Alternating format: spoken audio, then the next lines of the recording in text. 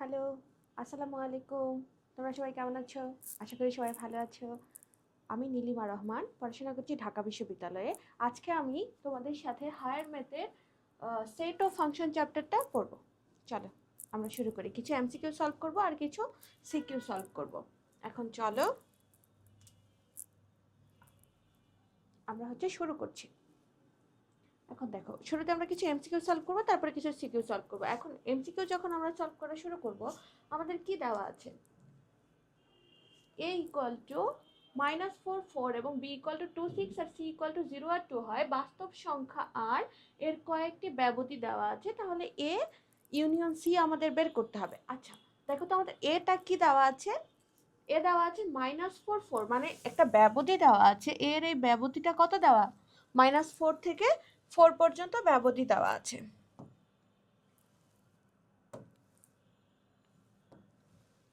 আর B দেওয়া আছে 2 ব্যবধি থেকে 6 আর সি দেওয়া আছে 0 থেকে 2 পর্যন্ত। এখন তোমাকে বের করতে বলছে এ ইউনিয়ন সি। আচ্ছা দেখো তো, এর উপাদান কত থেকে কত? -4 থেকে 4। আর বি সি এর উপাদান কত? 0 থেকে 2। তাহলে -4 থেকে 4 এর মাঝখানেই তোমার 0 থেকে 2 চলে আসতেছে। তার মানে যদি তুমি এ ইউনিয়ন বি করো, তাহলে তোমার এই ব্যবধিটা কত আসবে? -4 থেকে 4 পর্যন্তই আসবে। কারণ তুমি ইউনিয়ন করতেছো সি এর সাথে, সি এর মান দেওয়া আছে 0 আর 2। তাহলে তো 0 আর 2 অবভিয়াসলি এটার ভেতরেই অবস্থিত। তো মানে আমাদের ইউনিয়ন মানে কমন আনকমন যখন সব নিয়ে আসবো, তখন আমাদের পুরো আনসার কত চলে আসবে? -4 থেকে 4। তাহলে এটার আনসার হবে সি। ওকে, তারপরে দেখো আমাদের দেওয়া আছে f of x equals to x divided by x modulus. তাহলে ফাংশনটা রেঞ্জ নির্ণয় করতে বলছে। আচ্ছা দেখো, একটা ফাংশনের আমরা রেঞ্জ আর ডোমেন বলতে কি বুঝি? নর্মাল ভাষায় যদি আমরা বলি, তাহলে ডোমেন বলতে আমরা এক্স এর উপাদানগুলো, এক্স এর যে মানগুলো পাই, আর রেঞ্জ বলতে ওয়াই এর যে মানগুলো পাই। তাহলে এই ফাংশনটাকে আমরা লিখতে পারবো না y equals to x divided by x modulus, এটা লিখতে পাচ্ছি। তাহলে এখানে তুমি ওয়াই এর যেই মানগুলোর জন্য এই ফাংশনটা তোমার সংজ্ঞায়িত হবে, ওই মানগুলোকেই তো এই ফাংশনের তুমি রেঞ্জ বলতে পারবা। আর এক্স এর যেই মানগুলোর জন্য এই ফাংশনটা সংজ্ঞায়িত হবে, তাকে তুমি এই ফাংশনের কি বলতে পারবা? ডোমেন বলতে পারবা। তাহলে আমরা রেঞ্জ বসাবো। আচ্ছা দেখো তো, আমরা হরে কখনো কি বসাইতে পারি না? নেগেটিভ কোনো মান বসাইতে পারি না, সরি, হরে আমরা কখনো 0 বসাইতে পারি না, কারণ 0 দ্বারা কোনো কিছুকে কি ভাগ করা যায়? 0 দ্বারা কোনো কিছুকে ভাগ করা মানে কি? অসংজ্ঞায়িত চলে আসে। তার মানে এখানে কিন্তু কখনো আমরা হরে 0, তার মানে এক্স এর মান 0 হইতেই পারবে না, তাহলে এটা সংজ্ঞায়িতই হবে না। 0 ব্যতীত তুমি যে মানটাই বসাও, ধরো এক্স এর মান ধনাত্মক বসাচ্ছ, এক্স এর মান ধরো ধনাত্মক, তাহলে উপরেও ধনাত্মক নিচেও ধনাত্মক, তাহলে মান আসতেছে 1। এখন মডুলাস মানে একটা পজিটিভ, মডুলাস অফ এক্স, এটাকে আমরা কি লিখতে পারবো? Plus minus x. তার মানে একটা প্লাস এক্স একটা মাইনাস এক্স। এখন যদি তুমি এক্স এর মানটা পজিটিভই বসাচ্ছ, কিন্তু এক্স পজিটিভ, নিচে একবার নেগেটিভ হবে, তাহলে এই ক্ষেত্রে মান আসতেছে -1। তাহলে এটার রেঞ্জ +1 আর -1 ছাড়া তুমি অন্য কোনোটা পাবা? পাবা না। তাহলে এটার রেঞ্জ কত হবে? +1 আর -1। বুঝতে পেরেছো?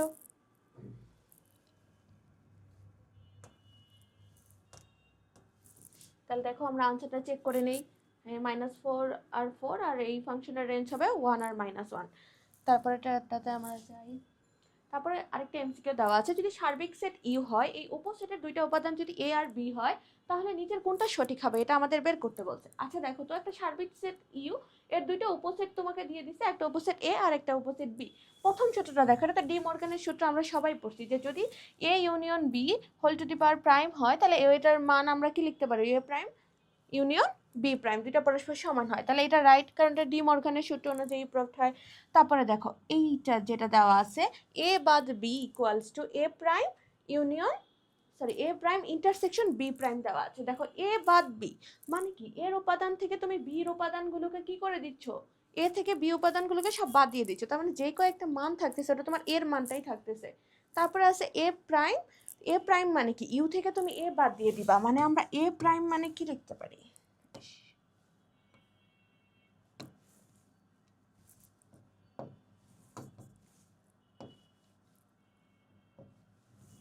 দেখো আমরা এ প্রাইম ইকুয়ালস টু কি লিখতে পারি? ইউ মাইনাস এ।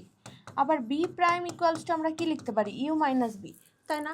এখন দেখো তো এখানে এ বাদ বি মানে এর থেকে বির উপাদানগুলো বাদ দিয়ে দিচ্ছ, এখানে যেহেতু এ প্রাইম আছে, প্রাইম মানে এর উপাদানগুলো তো ইউ থেকে আগেই বাদ দিয়ে দিচ্ছ, তার মানে কি এটা কখনো পসিবল হবে, সমান হবে?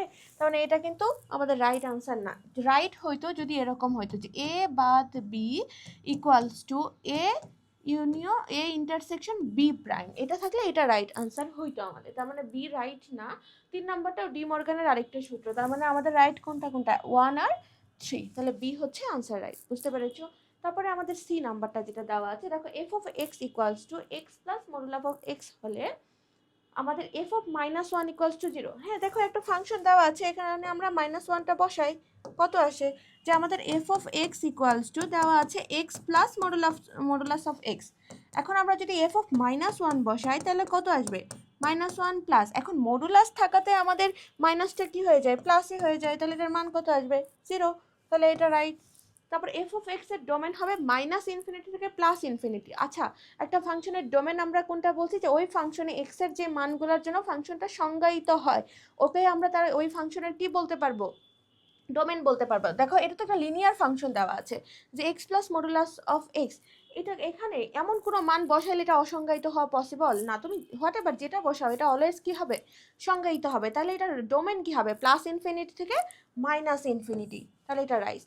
তারপরে বলছে এফ অফ এক্স এর রেঞ্জ হবে 0 আর ইনফিনিটি। এখন দেখো এটা কিন্তু সঠিক না, কারণ এফ অফ এক্স এর মান তোমার কিন্তু এরকম হবে যে 0 থেকে এর মানটা কিন্তু 0-র আর ছোট হইতে পারবে না, 0 থেকে প্লাস ইনফিনিটি পর্যন্ত রানিং হয়ে যাইতে পারবে। এই জন্য এটা আমরা রাইট বলতে পারবো না। বলতে পারবো যদি আমাদের এরকম লিমিটেশন দেওয়া থাকে, কারণ আমাদের লাস্ট মান 0, মানে সর্বনিম্ন মান কিন্তু এটা 0 হওয়া পসিবল, কারণ এক্সে তুমি যে মানই বসাও না কেন, প্লাস বসাইলে এটা প্লাস, এটা প্লাস বসাইলে মাইনাস বসাইলে এটা হয়ে যাবে প্লাস। 0ই কিন্তু সর্বনিম্ন মান, এর থেকে আর ছোট আসা পসিবল না, তার মানে লিমিটটা হবে 0 থেকে প্লাস ইনফিনিটি। তো এরকম লেখা থাকলে এটাকে আমরা সঠিক দাগাইতে পারতাম। তো আমাদের রাইট আনসার হচ্ছে 1 আর 3। বুঝতে পারছো? এখন চলো আমরা আনসারগুলো চেক করি ঠিক আছে কিনা। এটার আনসার 1 আর 3, এটা 1 আর 2, ঠিক আছে। তারপর একটাতে চলো, দেওয়া আছে P P equals to x such that x হলো 13 এর গুণনীয়ক সমূহ। 13 এর গুণনীয়ক সমূহ হলে number of P, N P মানে কি বলা হয়? নাম্বার অফ পি, মানে তোমার যে পি সেটটা আছে এই সেটের উপাদান সংখ্যা কয়টা, নাম্বার অফ মানে যে সেটটা তোমার দেওয়া আছে ওই সেটে কয়টা উপাদান আছে তার সংখ্যা। তাহলে পি 13 এর গুণনীয়ক, তাহলে 13 এর গুণনীয়ক আমরা কি কি জানি? মানে 13কে আমরা যতগুলা সংখ্যায় ভাঙাইতে পারবো। দেখো আমরা শুরু থেকে যদি 1 ইন্টু 30, আচ্ছা দেখো শুরুতে আমরা লিখতে পারবো 2 ইন্টু 50, আবার 2 ইন্টু 50কে ভাঙায় আমরা কি দিতে পারবো? 3 ইন্টু 5, আবার এটাকে লিখতে পারবো 2 ইন্টু, আচ্ছা আমরা ভাঙায় না লিখে আমরা একবারেই লিখি যে 30কে আমরা ভাঙায় কি কি লিখতে পারবো। দেখো তো 2 ইন্টু 15 দিতে পারবো, আবার 2 ইন্টু 50কে ভাঙায় 3 ইন্টু 5 দিতে পারবো, আবার আমরা 3 ইন্টু 10 দিতে পারবো, তারপরে 5 ইন্টু 6 দিতে পারবো। মানে 13কে আমরা কত ভাগে ভাঙাইতে পারছি। তাহলে দেখো তো মোট কয়টা সংখ্যা আসতেছে, যে পি এর উপাদানগুলো আসতেছে 1 2 3 5 6, তারপরে আসতেছে 10 15 আর হচ্ছে 30। তাহলে মোট কয়টা এই 13কে আমরা ভাঙাই এতভাবে লিখতে পারলাম, কারণ এটাকে তো আবার তুমি 1 ইন্টু 30 দিয়েও ভাঙাইতে পারবা। গুণনীয়ক সমূহ মানে কি? 30কে ভাঙাই আমরা যতগুলাতে ভাঙাইতে পারবো, মানে 30কে কত সংখ্যা দ্বারা ভাগ করা যায়? 1 দ্বারা ভাগ করা যাচ্ছে, 2 দ্বারা ভাগ করা যাচ্ছে, আমরা আবার 5 দিয়ে পাচ্ছি, 3 দিয়ে পাচ্ছি, 6 দিয়ে পাচ্ছি। তার মানে মোট পি এর উপাদান সংখ্যা মানে নাম্বার অফ পি কত আসছে? দেখো তো 1 2 3 4 5 6 7 8 8, তাহলে এখানে এন অফ পি কত হবে? 8। যে 13 এর গুণনীয়ক সমূহর নাম্বার কয়টা আসছে? 8টা। ঠিক আছে। তারপরে দেখো এ একটা সেট আমাদের দেওয়া আছে, বি আরেকটা সেট দেওয়া আছে, আমাদের A union B A intersection B নির্ণয় করতে বলছে, এ ইন্টারসেকশন বি নির্ণয় করতে বলছে। আগে তাহলে আমরা সেট দুইটা বের করি। দেখো এ সেটটা কি দেওয়া আছে? X such that x square minus 9 equals to 0, তার মানে আমাদের এখান থেকে ক্যালকুলেশন করে x এর মানটা বের করে নিতে হবে। x স্কয়ার মানে মাইনাস 9 ইকুয়ালস টু 0, তাহলে এটাকে আমরা কি লিখতে পারবো? x স্কয়ার ইকুয়ালস টু 9, এটা আমরা লিখতে পারবো। হ্যাঁ এখন x ইকুয়ালস টু আমরা কি লিখতে পারবো? Plus minus 3। বুঝতে পেরেছো? তাহলে এক্স এর আমাদের এ সেটটা কি আসলো, যে এ সেট আসছে আমাদের -3 আর +3। বুঝতে পেরেছো? এখন সেম ভাবে আমরা বি সেটটা যদি বের করি, আমাদের বি সেটটা কি দেওয়া আছে, এক্স তার এক্স স্কোয়ার -x -6 = 0। তাহলে এটাকে আমরা লিখতে পারবো x square -x -6 = 0। Middle term যদি করি, এটাকে মিডল টার্ম করলে কি আসবে, 3 দুগুণে 6, তাহলে x স্কোয়ার -3x + 2x -6 = 0। তাহলে x কমন নিলে x -3 + 2 কমন নিলে আসবে আমাদের x -3 = 0। তাহলে দেখো x -3 কমন যায়, তাহলে এখানে আমরা লিখবো x + 2 = 0। সুতরাং কি লিখতে পারবো, x -3 = 0, আরেকটা হচ্ছে x + 2 = 0। তাহলে x এর আমাদের দুইটা মান আসতেছে, একটা হইতেছে +3 আর একটা x এর মান কত আসতেছে, -2। তাহলে দেখো আমাদের বি সেটটা কি পাইলাম, আমরা যদি একটু এখানে লিখি, আমরা এ সেটটা পেয়েছি -3 আর +3, আর বি সেটটা আমরা পাইলাম, বি সেটটা পেয়েছি -2 আর 3। এখন তোমাকে এ ইন্টারসেকশন বি বের করতে বলছে। এ ইন্টারসেকশন বি যদি আমরা বের করি, এখানে কমন টার্ম খালি কি আছে, সেকশন মানে আমরা শুধু কমনগুলো নিব, তাহলে কমন টার্ম এখানে কি আছে, 3। তাহলে এটার আনসার কত হবে, শুধু 3। বুঝতে পেরেছো? এখন চলো আমরা আনসারটা চেক করি। 8 আর 3, ওকে ফাইন। তারপরটাই যাই, চলো দেখো তোমার দেওয়া আছে if such that a tends to b এবং f of a equals to যদি b হয়, f ফাংশনটি কোন ধরনের ফাংশন। তাহলে দেখো এই ফাংশনের ক্ষেত্রে আমরা এই মানটাকে কোডোমেন বলি না, তো রেঞ্জ আর কোডোমেন যেটাখানে সমান হয় ওটাকে আমরা কি বলি, সার্বিক ফাংশন। তাহলে এই ফাংশনটাকে একটা কি ফাংশন হবে, সার্বিক ফাংশন হবে। বুঝতে পেরেছো? তারপরে দেখো এ ও বি যদি দুইটা সেট হয়, তাহলে নিচের কোন টার্মটা সঠিক। চলো আমরা চেক করি। দেওয়া আছে আমাদের a × b = ba, এটা কিন্তু অ্যাকচুয়ালি রাইট না, আমাদের রাইট হবে a × b = b × a। এটা হলে কি আনসার হবে, রাইট আনসার হবে। আবার দেখো a × b, তাহলে আমরা একটা ক্রমজোড় পাবো, যখন ক্রস করব তখন তো আমরা ক্রমজোড় পাই। তাহলে x আর y যদি ক্রমজোড় হয়, x belongs to a আর y belongs to কি b, এটা অবভিয়াসলি সঠিক, কারণ তুমি এখান থেকে তো x আর y এর মানটা পাবা, a থেকে y এর মান যাবে আর b থেকে x এর মান যাবে আর b থেকে কি এর মান যাবে, y এর মান যাবে। তাহলে আমরা এখানে এটা সঠিক যে x belongs to a আর y belongs to b। আর a × a = a, এটা কি কখনো সঠিক, কারণ তুমি যখন ক্রস করবা তখন ক্রমজোড় পাবা, ক্রমজোড় আর একটা সেট কি কখনো সমান হয়, তাহলে এটা সঠিক আনসার না। সঠিক আনসার হবে তোমার 1 আর 3। ওকে, তারপরে চলো আরেকটা আমরা সলভ করি। ইউ একটা সেট আমাদের দেওয়া আছে, সার্বিক সেট, এ একটা সেট দেওয়া আছে, বি আরেকটা দেওয়া আছে, এখন নিচের কিছু শর্ত আমাদের ফুলফিল করতে হবে। আচ্ছা ইউ আগে আমরা সেট 3টা বের করে নিই। ইউ সেটটা আমাদের কি দেওয়া আছে, ইউ সেটটা দেওয়া আছে দেখো x such that x belongs to z, তার মানে জটিল জেড মানে কি, যেখানে হচ্ছে প্লাস মাইনাস ধনাত্মক ঋণাত্মক মানে সব থাকবে, প্লাস মাইনাস জিরো ধনাত্মক ঋণাত্মক সব থাকবে, ওই সেটটাকে আমরা কি বলা হয়, জেড দ্বারা প্রকাশ করা হয়। তাহলে এখন ইউ সেটটা আমাদের কি হবে, এক্স এর মানটা 0-র থেকে বড়, 10-এর থেকে ছোট বা সমান, তার মানে 0-র থেকে বড় 1 থেকে 10 পর্যন্ত সব 1 2 3 4 5 6 7 8 9 আর 10।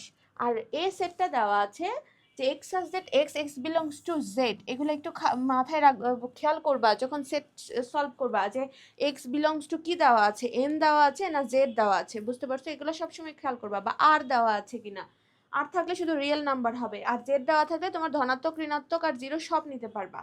এখন দেখো এ একটা সেট দেওয়া আছে এবং বি আরেকটা সেট দেওয়া আছে। এ সেটের ক্ষেত্রে এক্স এর মানের শর্তটা কি দেওয়া আছে, তোমার এক্স এর মানের শর্তটা হচ্ছে 2x > 7, মানে তুমি এক্স এর যে মানগুলো, এক্স এর মানগুলো বলতে এই যেখানে যে মানগুলো আছে এখান থেকে এক্স এর মানগুলো নিতে হবে। এক্স এর যে মানগুলাই বসাও না কেন, বসানোর পরে গুণফলটা 7-এর থেকে কি হবে, বড় হবে। তাহলে দেখো 1 বসাইলে গুণ করলে কত হবে, 2 একে 2, 2 বসাইলে গুণ করলে কত হবে, 2 দুগুণে 4, 3 বসাইলেও হচ্ছে না, 7-এর থেকে বড় 6। তাহলে আমাদের আনসার কত থেকে শুরু হবে, 4 থেকে, কারণ 4 বসালে 4 দুগুণে 8, 8 অবভিয়াসলি 7-এর থেকে বড়। তাহলে আমাদের এ ফাংশনটা কত কত থেকে শুরু হবে, 4 থেকে, যে 4 5 6 7 8 9 আর 10। বুঝতে পারছো? তারপরে তোমার বি যে সেটটা বলছে, বি সেটের শর্তটা দিয়ে দিছে 2x, মানে এক্স এর সাথে 3x, এক্স এর সাথে 3 গুণ করলে আমাদের মানটা 20 এর থেকে কি হবে, ছোট হবে। তাহলে দেখো তো এখান থেকে কি গুণ করলে 3 দিলে আমাদের 20 এর থেকে ছোট হবে, 1 দিলে ছোট, 2 গুণ করলেও ছোট, 3ও ছোট, 4ও ছোট, 5ও ছোট, 6ও ছোট, 3 6 18, 7 থেকে কিন্তু বড় হয়ে যায়, 3 7 21, তার মানে 1 থেকে 6 পর্যন্ত আমাদের বি সেটের অন্তর্ভুক্ত। যে 1 2 3 4 5 6 6 পর্যন্ত হচ্ছে আমাদের বি সেটের অন্তর্ভুক্ত। তার মানে আমরা সেট 3টা বের করে ফেলছি। এখন ওদের যা চাইছে তা আমরা দেখি পূরণ হয় কিনা। প্রথমে তোমাকে বলছে যে A prime subset or equal B, যে A prime subset or equal কি দেওয়া আছে, বি দেওয়া আছে। এন্ড এ প্রাইমের করলে তুমি যেই উপাদানগুলা পাবা ওই উপাদানগুলা সবগুলা বি এর ভিতরে আছে বা বি এর কি হচ্ছে সমান, মানে বি সেটের উপসেট। এখন আমরা এ প্রাইমটা আগে বের করি। এ প্রাইম মানে তোমার কত হবে, আমরা এ প্রাইম মানে কি বুঝবো, ইউ মাইনাস এ।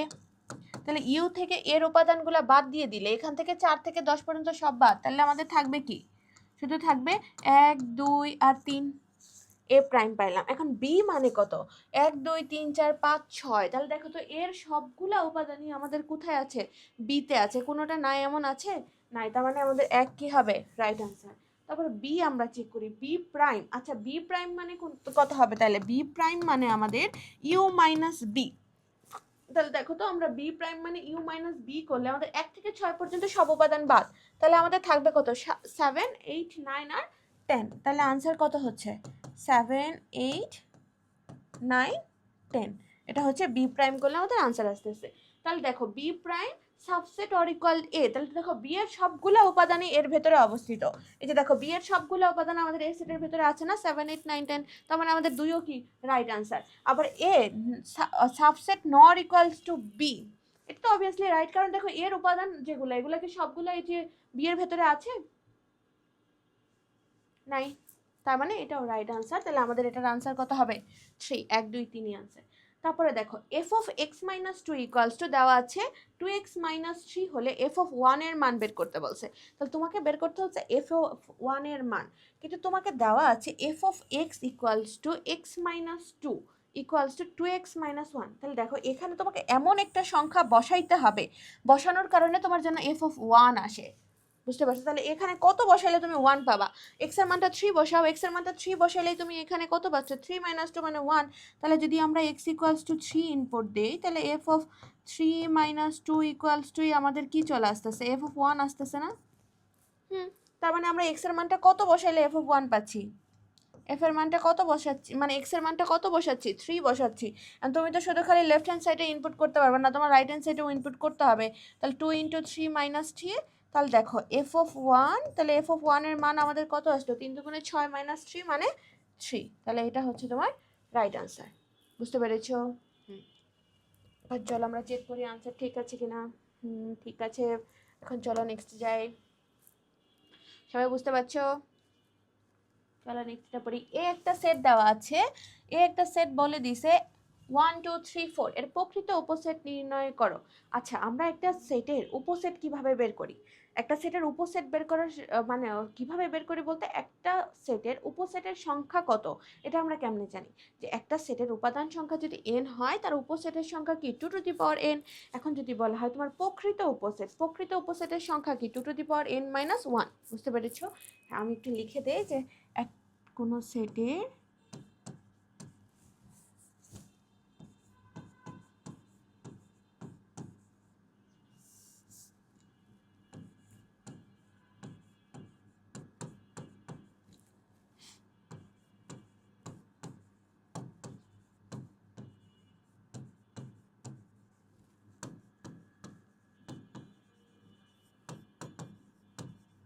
উপাদান সংখ্যা n হলে তার উপসেট সংখ্যা আসে হচ্ছে 2 টু দি পাওয়ার 1, আর প্রকৃত উপসেট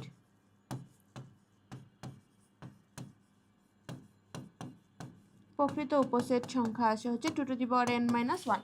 বুঝতে পারছো? এখন দেখো তো এই উপসেটের সংখ্যা কয়টা আছে, মানে উপসেট না তো এ সেটের সংখ্যা কয়টা আছে, মানে উপাদান কয়টা, এ সেটের উপাদান আছে 4টা, তাহলে এর উপসেট কত হবে 2^4, তাহলে প্রকৃত উপসেট কত হবে 2^4 - 1, তাহলে দেখো 2^4 - 1 এটা হচ্ছে তার প্রকৃত উপসেটের সংখ্যা। ওকে, তারপরে যেটা দেওয়া আছে দেখো A not belongs to A intersection B, তাহলে x not belongs to A intersection B হবে যদিও কেবল যদি, তার মানে এক্স এর মানটা এই দুইটার মধ্যে থাকবে না। এখন ইন্টারসেকশন মানে কি, মানে শুধু কমন টার্মগুলো যাবে, তার মানে এক্স কিন্তু তোমার ওর মধ্যেও থাকতে হবে, ওর মধ্যেও থাকতে হবে, তাইলেই তোমার এটা হচ্ছে বিলংস টু হবে। যেহেতু এক্স নট বিলংস টু, তার মানে এক্স তোমার দুইটার মধ্যে কোনোটার মধ্যেই নাই, দুটার মধ্যে কি হবে না, কোনোটার মধ্যেই থাকবে না, থাকবে না দেখেই তো সে হচ্ছে বিলংস টুতে এই যে ইন্টারসেকশনে যাবে না, কারণ যদি দুইটাতেই থাকতো তাহলে তো ইন্টারসেকশনে চলে যাইতো। তাহলে এটা কখন সঠিক হবে যে এক্স নট বিলংস টু এ অথবা এক্স নট বিলংস টু এ, কারণ এর মধ্যেই যদি ও না থাকে তাহলে কি কখনো বিয়ে যাবে, এতেই নাই তাহলে বিতে হবে, হবে না। তাহলে এটা কোন শর্তে রাইট হবে যে এক্স নট বিলংস টু এ অথবা এক্স নট বিলংস টু আচ্ছা বি হবে। বুঝতে পারছো? তাহলে এটা হচ্ছে রাইট আনসার। তারপরটাতে চলো, নিচের কোনটি এক এক ফাংশন নয়, নিচের কোনটি এক এক ফাংশন নয়। এখন এক এক ফাংশন কাকে বলে বলো তো?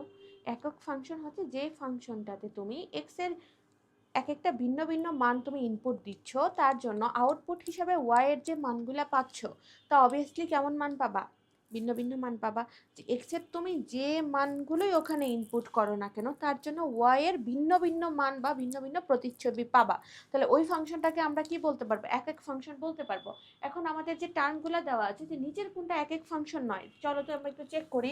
এটা একটা লিনিয়ার ফাংশন না যে F of x equal to 5x + 4, দেখো তো এখানে তুমি এক্স এর দুইটা মান বসাও, যে কোনো দুইটা মান বসালে কখনো সেম মান পাবা? আমরা প্রত্যেকটা ফাংশনে তো ওয়াই ইকুয়ালস টু ধরে নেই, তাই না? যা ফাংশনে দেওয়া থাকে ওইটাকে আমরা ওয়াই ইকুয়ালস টু ধরে নেই না, যে এক্স এর মান বসালে যে মানটা পাচ্ছ না ওয়াই এর মান পাচ্ছ। দেখো তো এক্স এর মান তুমি এখানে 1 2 3 -1 -2 যেটাই বসাও না কেন ওয়াই এর জন্য কোনো রিপিটেড মান পাচ্ছ, যে এক্স এর একটা মানের জন্য ওয়াই এর রিপিটেড মান পাচ্ছ না। পরের ফাংশনে বসাও, 0 বসাও 3 আসবে, -1 বসাও 2 আসবে, +1 বসাও 4 আসবে, কখনো রিপিটেড মান পাচ্ছ না। পরে দেখো f of x equal to √2x - 1, এখানেও তুমি এক্স এর মানগুলো বসাও, 1 বসাও, 1 বসাইলে পাবা হচ্ছে -1, মানে যেটাই এখানে বসাও না কেন রোটের ভেতরে যদিও নেগেটিভ মান নেওয়া যায় না, ওই হিসাবে যা নেওয়া পসিবল তাই বসাবা, যে মানটাই তুমি বসাও না কেন এখানেও কোনো রিপিটেড মান পাচ্ছ না। কিন্তু এই ফাংশনটাতে দেখো, এই ফাংশনটাতে তোমার কি আছে 2x + 1, এই ফাংশনটাতে নিয়ে আমরা যদি একটু কাজ করি দেখো তো 2x + 1 হোল স্কয়ার, তুমি এখানে কিন্তু রিপিটেড মান পাবা। তুমি x এর মান 2 বসাও, ধরো আমরা x এর মান এখানে +1 বসাচ্ছি, তাহলে +1 বসাইলে আমরা কত পাবো 2 + 1 হোল স্কয়ার, তার মানে 3 স্কয়ার 9, এটা পাচ্ছি। এখানে x এর মান 0 বসাও, x এর মান আমরা যদি 0 বসাই তাহলে y এর মান কত পাবো 2 × 0 + 1 হোল স্কয়ার, তার মানে এখানে পাচ্ছি 1। আবার x এর মান তুমি -1 বসাও, -1 বসালে পাবা -2 + 1 হোল স্কয়ার, তার মানে -1 হোল স্কয়ার মানে মাইনাস ও শুধু 1। তাহলে দেখো তো তুমি 0 এর জন্যও কিন্তু কি পাচ্ছ 1 পাচ্ছ, আবার তুমি -1 এর জন্য x এর মান -1 বসাইছো, -1 এর জন্য কি পাচ্ছ 1 পাচ্ছ। তাহলে দুইটা তুমি সেম ফাংশনে x এর কিন্তু দুইটা মান বসাচ্ছ, কিন্তু y এর মান কিন্তু রিপিটেড সেম মান পেয়ে যাচ্ছ, তাহলে এটাকে কি আমরা একক ফাংশন বলতে পারবো না? তাহলে এটা হচ্ছে এক এক ফাংশন নয়, কারণ তুমি x এর ভিন্ন ভিন্ন মানের জন্য y এর ভিন্ন ভিন্ন প্রতিচ্ছবি এখান থেকে পাচ্ছ না। তুমি হচ্ছে 0 বসাচ্ছ তাও 1 পাচ্ছ, -1 বসাচ্ছ তাও 1 পাচ্ছ, তাহলে এটাকে আমরা এক এক ফাংশন বলতে পারবো না। তারপর তোমার s একটা অন্বয় দিয়ে দিছে x² + 1 x² + y² = 25, অন্বয়ের ক্ষেত্রে কি কি শর্ত প্রযোজ্য, মানে একটা ইকুয়েশন দিয়ে দিছে। দেখো তো এটা কিন্তু একটা বৃত্তের ইকুয়েশন, এটা কি তোমরা জানো? বৃত্তের জেনারেল সমীকরণ কিন্তু একটা বৃত্তের সাধারণ সমীকরণ x² + y² + r², এই এটা একটা কিসের সমীকরণ? বৃত্তের সমীকরণ।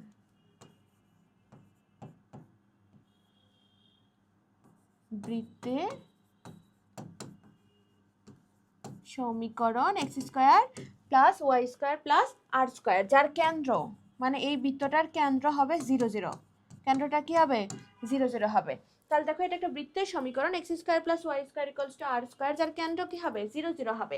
তাহলে তোমার s একটা যে অন্বয় দিয়ে দিছে, এই অন্বয়ের ক্ষেত্রে বলা আছে অন্বয়ের লেখ হচ্ছে এটা একটা বৃত্ত হবে।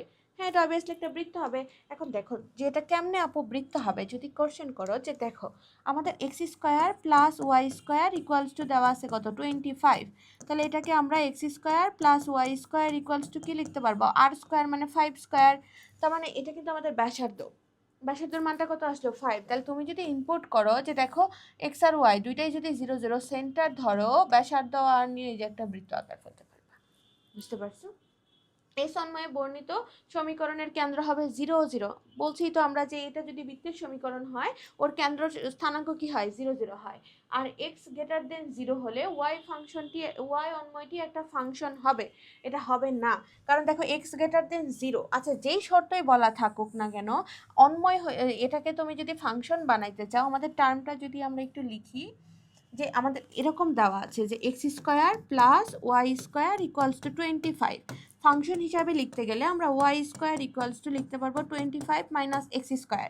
তার মানে আমরা ওয়াই ইকুয়ালস টু কি লিখতে পারবো root over plus minus 25 minus x square.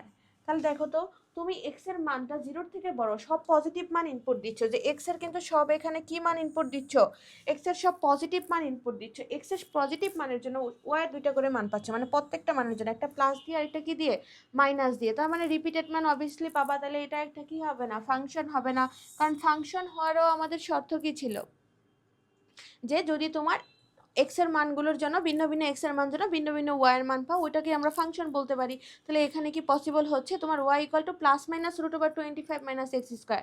তুমি এক্স এর মান 0 নাও, দেখো যত পাবা, আবার এক্স এর মান তুমি মানে এখান থেকে রিপিটেড মান কি হবে পাওয়া পসিবল। তাহলে এটা আমাদের কি হবে না ফাংশন হবে না, কারণ যেহেতু এক্স এর মান গ্রেটার দেন 0, তার মানে এটা প্রথম চতুর্ভাগে পড়বে, প্রথম চতুর্ভাগে দেখবে রিপিটেড মান এখানে চলে আসবে, তাহলে এটা ফাংশন হবে না। তাহলে 1 আর 2 কি হবে 1 আর 2 হচ্ছে আনসার। তারপরটা চলো দেখো আমরা আনসারটা ঠিক করি, চেক করি। হ্যাঁ ঠিক আছে। তারপরে তোমার দেওয়া আছে f of x equal to 3x square, এটা বলা আছে। এখন f of belongs to r, f of inverse 3, f of inverse 3, এটার মানে তোমাকে নির্ণয় করতে হবে, মানে যে ফাংশনটার আগে। তাহলে দেখো তোমার f of x দেওয়া আছে, তোমার কিন্তু ইনভার্সের মান বের করতে হবে, তার মানে তোমাকে আগে ইনভার্স ফাংশনটা কি করে নিতে হবে বের করে নিতে হবে। তাহলে আমাদের f of x equals to দেওয়া আছে, চলো আমরা ইনভার্সটা বের করে নিই। f of x equals to 3x square, inverse function বের করার নিয়ম তোমাদের মনে আছে? ইনভার্স ফাংশন আমরা কিভাবে বের করব, আমাদের যে ফাংশনটা দেওয়া আছে ওইটা ইকুয়ালস টু সবসময় আমরা কি ধরি ওয়াই ধরি। তাহলে ওয়াই ইকুয়ালস টু আমাদের এক্স রিলেটেড একটা ইকুয়েশন থাকে, ইনভার্স মানে পুরো জিনিসটা উল্টে যাবে, তখন এক্স ইকুয়ালস টু তোমার কি থাকবে ওয়াই রিলেটেড ফাংশন থাকবে। বুঝতে পারছো? মানে আমরা বিপরীত ফাংশনের টার্মটা, মানে যদি তোমার এরকম থাকে f such that A tends to B, ওটাকে তুমি যখন ইনভার্স করে ফেলবা এটা পুরো কি হয়ে যাবে উল্টে যাবে। বুঝতে পারছো? তখন এটাকে আমরা কি বলতে পারি বিপরীত ফাংশন বলতে পারি। তাহলে F of x equals two 3x square, তাহলে আমরা ধরি মানে এটাকে যদি আমরা হচ্ছে ইনভার্স বের করি, ধরি Y equals two 3x square, এখান থেকে এক্স এর মান বের করব। তাহলে আমাদের এক্স স্কোয়ার ইকুয়ালস টু কী হবে ওয়াই ডিভাইডেড বাই 3, তাহলে শুধু এক্স ইকুয়ালস টু কী হবে আমাদের root over y divided by 3। এখন তোমার দেখো তো এক্স ইকুয়ালস টু এই যে যেহেতু আমাদের পুরোটা টার্ম উল্টে ফেলছি, তাহলে এটা কি আমাদের এফ ইনভার্স না, যে f inverse x equals to root over y divided by 3, যেহেতু ওয়াই এর ফাংশন এটা কি হবে এফ ইনভার্স ওয়াই, মানে আমরা পুরোটা ফাংশনটার বিপরীত ফাংশন বের করলাম। এখন তুমি এফ ইনভার্স এখানে যদি 3 ইনপুট করো তাহলে কত আসবে 3 ডিভাইডেড বাই 3 অর্থাৎ 1, তাহলে ইনভার্স কলের মান কত আসতেছে 1। বুঝতে পেরেছো? তো এই ইনভার্সের নিয়ম তো আমরা অলরেডি শিখেছি, তোমরা তো অলরেডি শিখেছো যে কীভাবে ইনভার্স বের করতে হয়। তো ওই প্রসেসে আমরা ইনভার্স বের করলাম, বের করে 3 বসাই দিলাম, মান আসছে 1। তারপরে দেখো পরের এমসিকিউটাতে এস একটা ফাংশন, এস একটা অন্বয় দেওয়া আছে তোমার 1 - 1 2 - 2 আর 3 2 হলে এবং এস এর ডোমেন, আচ্ছা একটা অন্বয়ের ক্ষেত্রে ডোমেন কোনগুলো হয়, ওখানে এক্স এর মানগুলো কি ডোমেন আর ওয়াই এর মানগুলো তোমার কি হয় রেঞ্জ হয়। তাহলে দেখো এর ডোমেন 1 2 3, এটা ঠিক জিনিসই বলা আছে। আর যদি রেঞ্জ বলে তাহলে রেঞ্জ কার কোনগুলা বলো তো, রেঞ্জ হচ্ছে যেগুলা ওয়াই এর মান, তাহলে এখানে রেঞ্জ কি হবে -1 -2 আর +2, এই তিনটা হবে তার রেঞ্জ। তাহলে এস অনময়ের ক্ষেত্রে নিচে রেগুলার চেক করি, এস অনময়টা একটা ফাংশন, দেখো তো ওর কি কোনো একটা টার্মের জন্য তুমি কোনো একটা রিপিটেড মান পাইছো? 1 এর জন্য -1, 2 এর জন্য -2, 3 এর জন্য 2, কোনোটা কি নাই আমাদের রিপিটেড নাই, মানে প্রত্যেকটা এক্স এর জন্য আমরা ভিন্ন ভিন্ন প্রতিচ্ছবি পাইছি। তাহলে যে ফাংশনের আমরা প্রত্যেকটা এক্স এর মানের জন্য ভিন্ন ভিন্ন প্রতিচ্ছবি পাই ওটাকে আমরা কি বলি? একটা ফাংশন বলি, মানে ওই অন্বয়টাকেই আমরা কি বলি? ফাংশন বলি। তাহলে এক রাইট আনসার। এস একটি একক ফাংশন, অবভিয়াসলি একক ফাংশন, কারণ যেটা ফাংশন হবে ওটা তো এক এক ফাংশন হচ্ছে। আর এস অনময়ের রেঞ্জ এটা কিন্তু সঠিক না, কারণ রেঞ্জ হবে কত? -1 -2 আর 2, তাহলে তোমার আনসার কত? 1 আর 2 আনসার। আচ্ছা 1 আর 2 এখানে দেওয়া নাই, 1 আর 2 হবে আনসার, 1 আর 2, 3 আনসার হবে না, 1 আর 2 হবে আনসার। এখন চলো আমরা চেক করি আনসারটা ঠিক আছে কিনা। এটার আনসারটা দেওয়া নাই, এই যে 1 আর 2 এটা আমি দিয়ে দিচ্ছি, এটা হবে আনসার, আর এটা তো আমাদের 1 আসছে।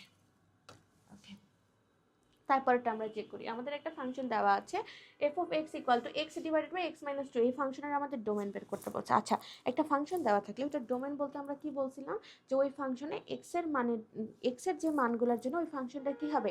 সংজ্ঞায়িত হবে।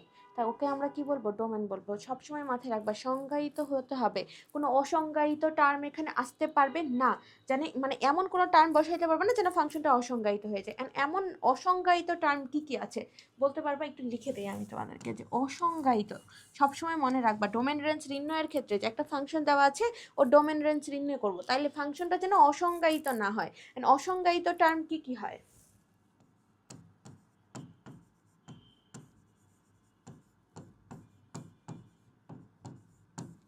অসংজ্ঞায়িত টার্ম কোনটা কোনটা? যদি ধরো এটা একটা অসংজ্ঞায়িত টার্ম, আবার রোটের ভেতরে যেন মাইনাস টার্ম আসতে পারবে না, এটা একটা অসংজ্ঞায়িত টার্ম, মাইনাস টার্ম রোটের ভেতরে আসতে পারবে না।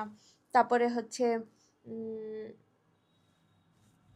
আর আরও অসংখ্যায়িত টার্ম আছে না, তো আপাতত তোমাদের এই দুটো। ও আচ্ছা, হরে নেগেটিভ হইতে পারবে না, মানে হরের মানটা পজিটিভ হইতে হবে, আর রোটের ভেতরের মানটা অবভিয়াসলি জিরোর থেকে বড় হইতে হবে। তার মানে এই এই যে এগুলো তোমাদের অসংজ্ঞায়িত টার্ম, জানি এই টার্মগুলো না আসে, যে এই টার্মগুলো যেন না আসে ওই হিসাব করে আমরা আগাবো।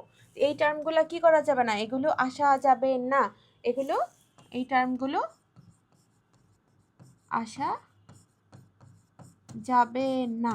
ওকে, এখন দেখো একটা ফাংশন দিয়ে দিছে, ডোমেন নির্ণয় করতে হবে। এটা যেহেতু মানে একটা ভগ্নাংশ টাইপের, যে লব আর হর আছে, তার মানে আমাদের হরে কি হইতে পারে না, হরে কখনো জিরো হইতে পারে না। তাহলে এটার যখন তুমি ডোমেন বের করবা, এটা শর্তটা কি, যে x-2 এটা কি হইতে পারবে না, নট ইজ ইকুয়ালস টু 0।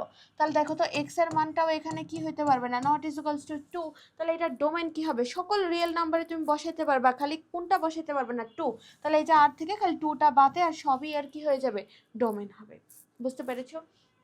তারপরে n number of A P number of B Q, মানে এর যে উপাদান সংখ্যা তা পি, বি এর উপাদান সংখ্যা কিউ। তাহলে A intersection B equal to 5, মানে কোনোটাই দেখো কমন নাই। 5 মানে কি, যে এই দুটার মধ্যে কোনো টার্ম কমন নাই, তার মানে যদি 5 হয় তাহলে number of A union B কত? আচ্ছা, এ ইউনিয়ন বি করলে তোমার কমন আনকমন সবই যাবে, তার মানে পি সংখ্যক যাবে এ থেকে, কিউ সংখ্যক যাবে পি থেকে, তাহলে টোটাল ওর সংখ্যা কত হবে? P plus Q. বুঝতে পেরেছ? চলো এখন আমরা চেক করি।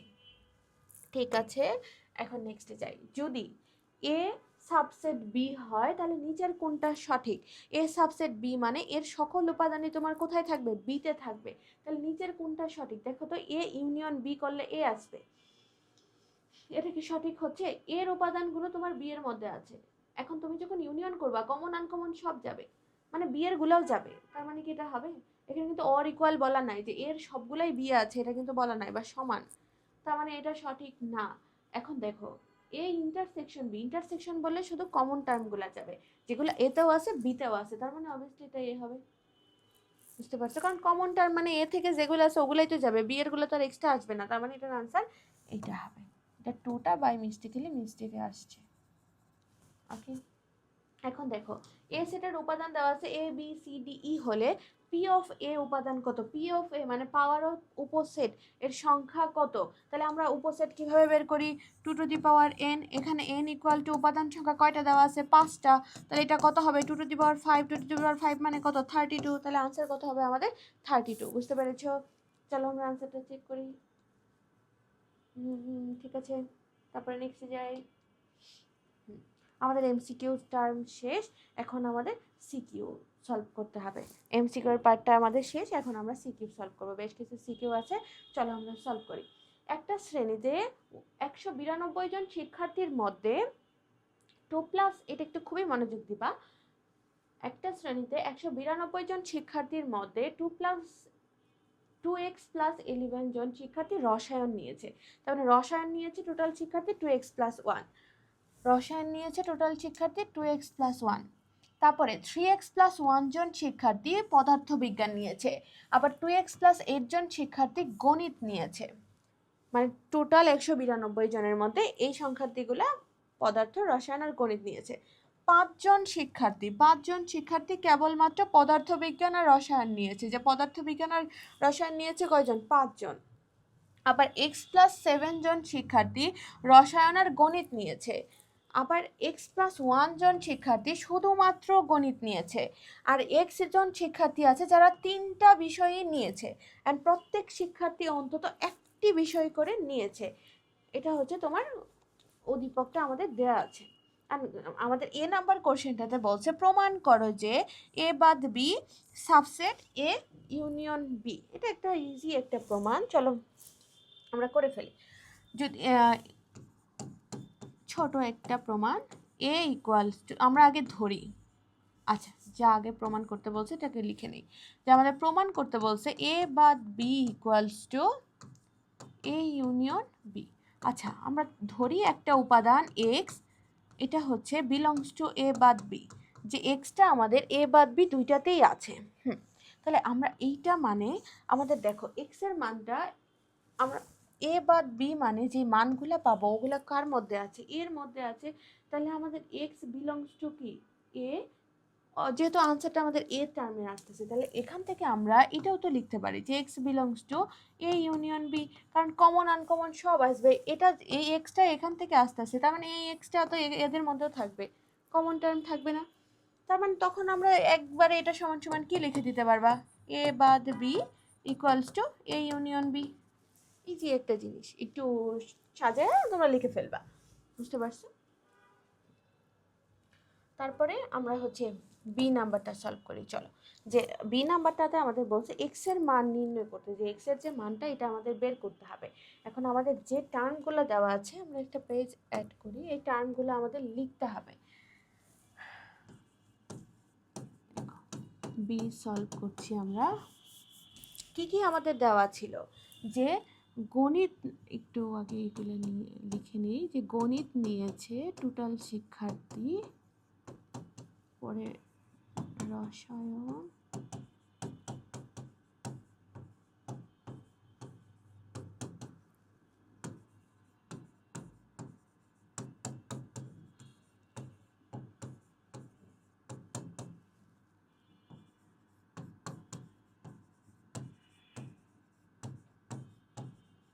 দুইটা দুইটা করে নিয়েছে, তাহলে আমরা দুইটা দুইটা করে আগে লিখে ফেলি। গণিত ও পদার্থ নিয়েছে, তারপরে রসায়ন ও পদার্থ নিয়েছে, তারপরে পদার্থ ও গণিত নিয়েছে, মানে গণিত নিয়েছে, রসায়ন নিয়েছে, পদার্থ নিয়েছে, দুইটা দুইটা করে দেওয়া আছে। আর আরেকটা দেওয়া আছে যে যারা 3টা বিষয়ই নিয়েছে, তাহলে 3টি নিয়েছে, ওদের সংখ্যা দেওয়া আছে এক্স। আর শুধু গণিত নেওয়া আছে, দেওয়া আছে সরি এক্স, আবার আরেকটা দেওয়া আছে যে শুধু গণিত নিয়েছে,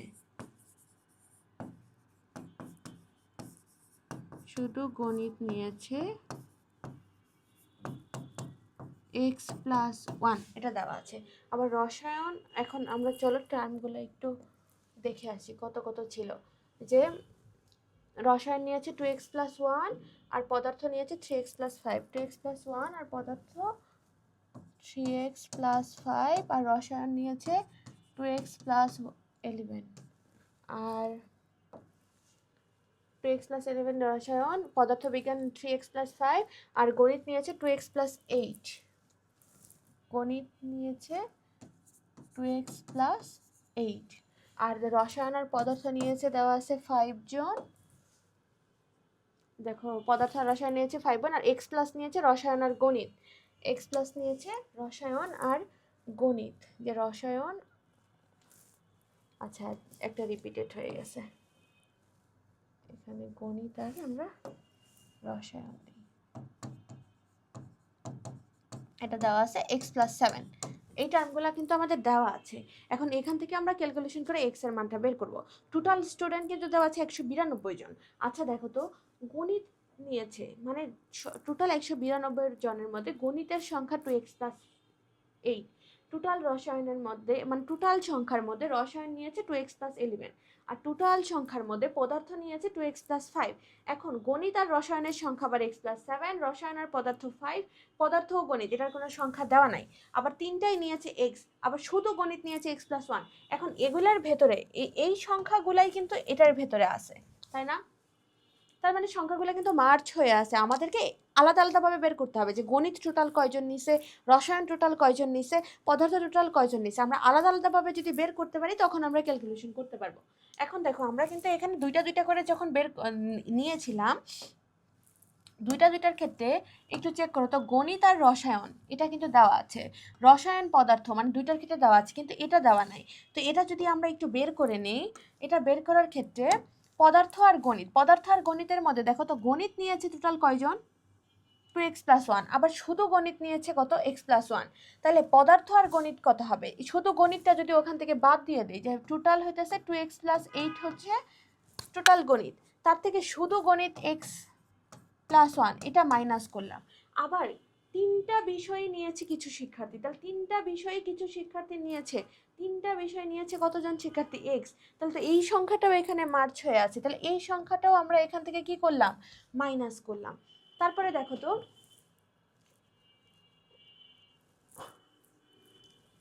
তিনটা বিষয় নিয়েছে হচ্ছে একজন, তাহলে এই সংখ্যাটাও আমরা এখান থেকে মাইনাস করলাম। তারপরে পদার্থ আর গণিত টোটাল যেই সংখ্যাটা আমরা বের করব, যে গণিত নিয়েছে যে 2x+5 এটাও মাইনাস করছি। তারপরে আমাদের রসায়ন আর পদার্থ, আবার এখানে দেখো গণিত আবার মার্চ হয়ে আছে কার সাথে, রসায়নের সাথে, তাহলে গণিত আর রসায়ন আবার নিয়েছে কত, x+1। তাহলে এখান থেকে এটাও আমাদের কি হয়ে যাবে, বিয়োগ হয়ে যাবে। বুঝতে পারছো? এটাও আমরা কেন বিয়োগ করলাম, কারণ এটা যদি আমরা বিয়োগ না করি তাহলে তো হচ্ছে গণিতের মার্কসটা কমতেছে না, যে গণিতের মার্কসটা তাহলে আমাদের মানে মার্চ হয়ে আর স্টুডেন্টটা রইলো না, সবগুলো মাইনাস হলো। এখন আমরা শুধু হিসাব করব যে শুধু গণিত নিচ্ছে x+1 জন। চলো আমরা এখন এটা সলভ করি। এই সংখ্যাগুলো তো আমাদের দেওয়া আছে, এখন আমরা শুধু গণিত দেওয়া আছে x+1, তাহলে আগে আমরা বের করি শুধু রসায়ন কতজন। দেখো টোটাল রসায়নের সংখ্যা কত দেওয়া ছিল আমাদের, 2x+11, এটা ছিল টোটাল রসায়নের সংখ্যা। তারপরে দেখো গণিত রসায়ন নিচে কত, x+7 জন, আবার পদার্থ রসায়ন নিচে 5 জন। তাহলে এখানেও রসায়নের সংখ্যা আছে, এখানেও রসায়নের সংখ্যা আছে, তাহলে এই টোটাল সংখ্যা থেকে আমরা এই দুইটা সংখ্যায় কি করে দিব, মাইনাস করে দিব। বুঝতে পারছো? এখন আবার আমাদের তিনটা বিষয় নিচে x জন, তাহলে তিনটা বিষয় হচ্ছে x জন আছে, এটাও মাইনাস করে দিব। তাহলে আমরা শুধু রসায়ন কতজন নিতে এটা পাচ্ছি, মানে রসায়ন যেগুলা অন্যগুলার সাথে আছে ওগুলা মাইনাস করে দিচ্ছি, যে রসায়ন আর গণিত নিচে ওটাও মাইনাস করলাম।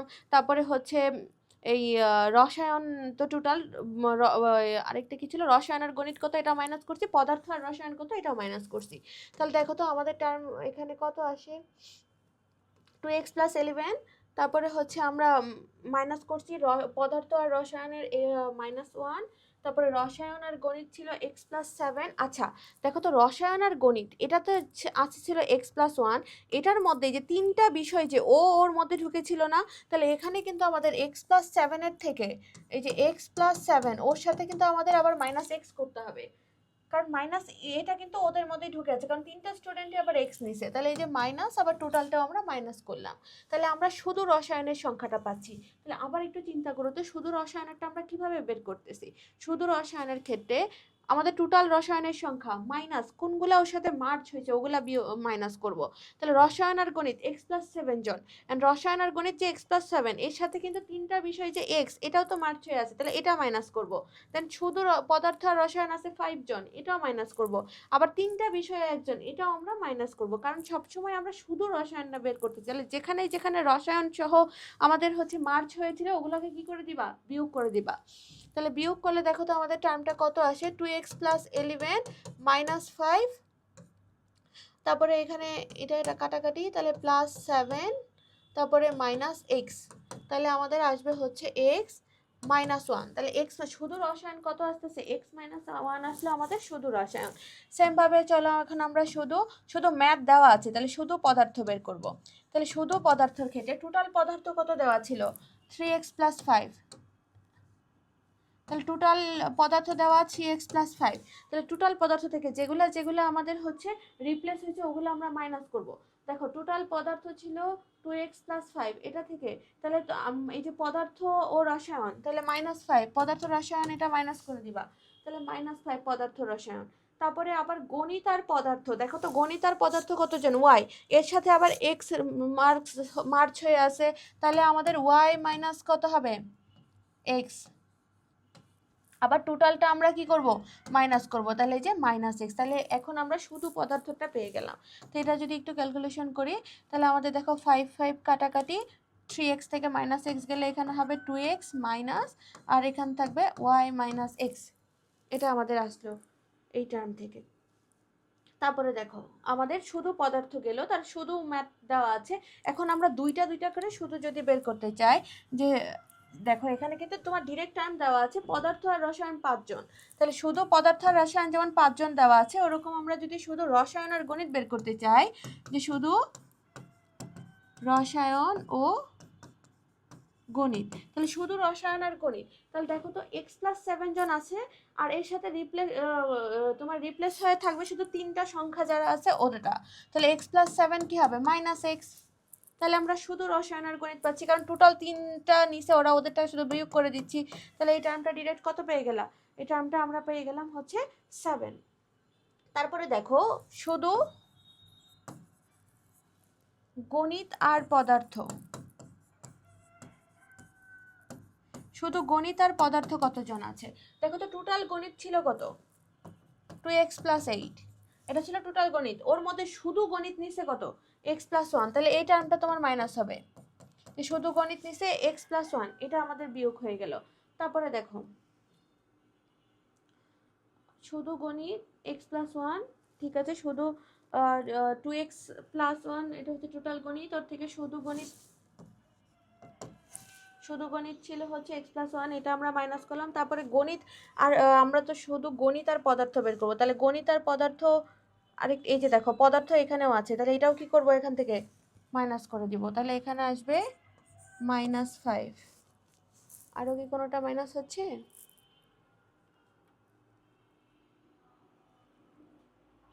আবার টোটাল যে -x ওটাও আমাদের মাইনাস হবে। ওকে, হ্যাঁ, টোটাল যে আমাদের -xটা ওটাও আমাদের কি হয়ে যাবে, -a হয়ে যাবে। আচ্ছা, এখানে তো রসায়ন আর গণিত ছিল 7 জন, এটা 7 মাইনাস হবে। তাহলে দেখো এখান থেকে কাটাকাটি করলে টোটাল আমাদের কত হয়ে যাচ্ছে, 0। তাহলে শুধু গণিত আর পদার্থ আমরা কত পাইলাম, 0 পাইলাম। এখন আমি তোমাকে আবার যদি এটা একটু বুঝাই, সুন্দর করে একটু চিন্তা করো, শুধু রসায়ন কতজন নিয়েছে, টোটাল রসায়ন নিয়েছিল সংখ্যা হচ্ছে 2x + 11, এটা হচ্ছে টোটাল রসায়ন। এই টোটাল রসায়নের মধ্যে ওরা কিন্তু আবার পার্ট বাই পার্ট ভাগ হয়েছে, যে রসায়ন আর গণিত নিছে x+7 জন, আবার রসায়ন আর পদার্থ বিজ্ঞানও নিছে 5 জন, তাহলে ওই সংখ্যাগুলো আমরা মাইনাস করে দিলাম, মানে যেগুলা পদার্থের সাথে কিছু গেছে রসায়নের সাথে গেছে ওগুলা মাইনাস করে দিলাম। আবার টোটাল 3 x জন স্টুডেন্ট তিনটাই নিছে, তাহলে ওইটাও মাইনাস করে দিলাম। তাহলে রসায়নের সাথে যেগুলো এসে যুক্ত হয়েছে সবগুলো যদি আমরা মাইনাস করে দিই, তাহলে শুধু রসায়নের সংখ্যাটা পেয়ে যাব, যে শুধু একটা রসায়নই নিছে, তাহলে ওই সংখ্যাটা পাইলাম আমরা x-1। তাহলে শুধু পদার্থ বিজ্ঞানের সংখ্যাটা এটা পেয়েছি। তাহলে দেখো তো শুধু রসায়ন, এখন আমাদের তো এই সংখ্যা ওয়াই, আমরা ওয়াই ধরছিলাম কাকে, গণিত আর পদার্থবিজ্ঞান, তাহলে এই টার্মটাই যদি আমাদের 0 হয় তাহলে তো এটা তো বিয়োগ করার কোনো দরকার নাই, তাহলে আলটিমেটলি শুধু পদার্থ কত হয়ে যাবে, আলটিমেটলি আমাদের শুধু পদার্থ কিন্তু চলে আসবে 2x। এটাও কি বুঝতে পারছো যে আলটিমেটলি শুধু পদার্থ তো আমাদের কত আসবে 2x, কারণ আমাদের y এর মানটা তো 0 আসতেছে, তাহলে তো আর -x টা থাকতেছে না। তাহলে আমরা শুধু পদার্থের ক্ষেত্রে কি করব, টোটাল পদার্থ আমাদের নিয়েছিলাম 3x + 5 টোটাল পদার্থ, তাহলে এখন দেখবো পদার্থ কোনটা কোনটার সাথে আরো চলে গেছে, যে পদার্থ আরো কার কার সাথে আছে ওগুলো মাইনাস করব, যে পদার্থ আছে এই যে গণিত আর পদার্থ এটা মাইনাস করব, পদার্থ আর রসায়ন এটাও মাইনাস করব, তারপর তিনটা সংখ্যায় যারা আছে ওইটাও মাইনাস করব, তাহলে আমরা মাইনাস করে দিলাম।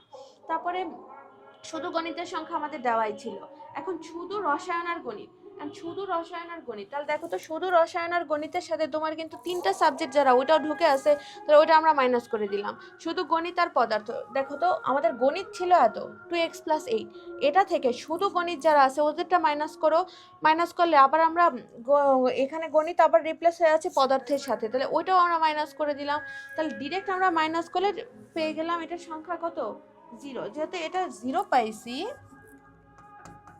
তাহলে গণিত আর পদার্থ যেহেতু আমরা 0 পেয়ে গেছি, তাহলে শুধু পদার্থ কত হবে, এখানে তো 0 থেকে -x করার তো কোনো মানে নাই, তাহলে এটা 2x।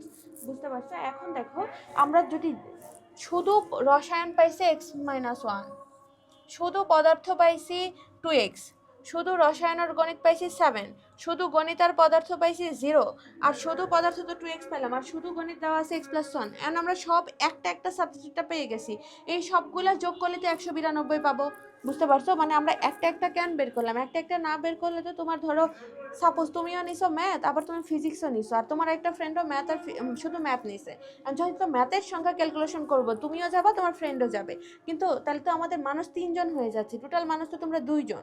তো এই জন্য আমাদের জিনিসটা এমনভাবে করতে হবে যে আমরা একটা একটা করে বের করে নিয়ে আসবো, যে শুধু ম্যাথ কতজন, শুধু পদার্থ কতজন, শুধু রসায়ন কতজন, শুধু ম্যাথ আর ফিজিক্স কতজন, শুধু ম্যাথ আর কেমিস্ট্রি কতজন, শুধু কেমিস্ট্রি আর পদার্থ কতজন, আর টোটাল তিনটা সাবজেক্টের নিচে x জন, তাহলে আমরা শুধু যখন পেয়ে গেলাম সবগুলো যোগ করে দিলে আমরা কত পাবো 192 পাবো। তাহলে পরের ইয়েতে চলো, যে মোট শিক্ষার্থী,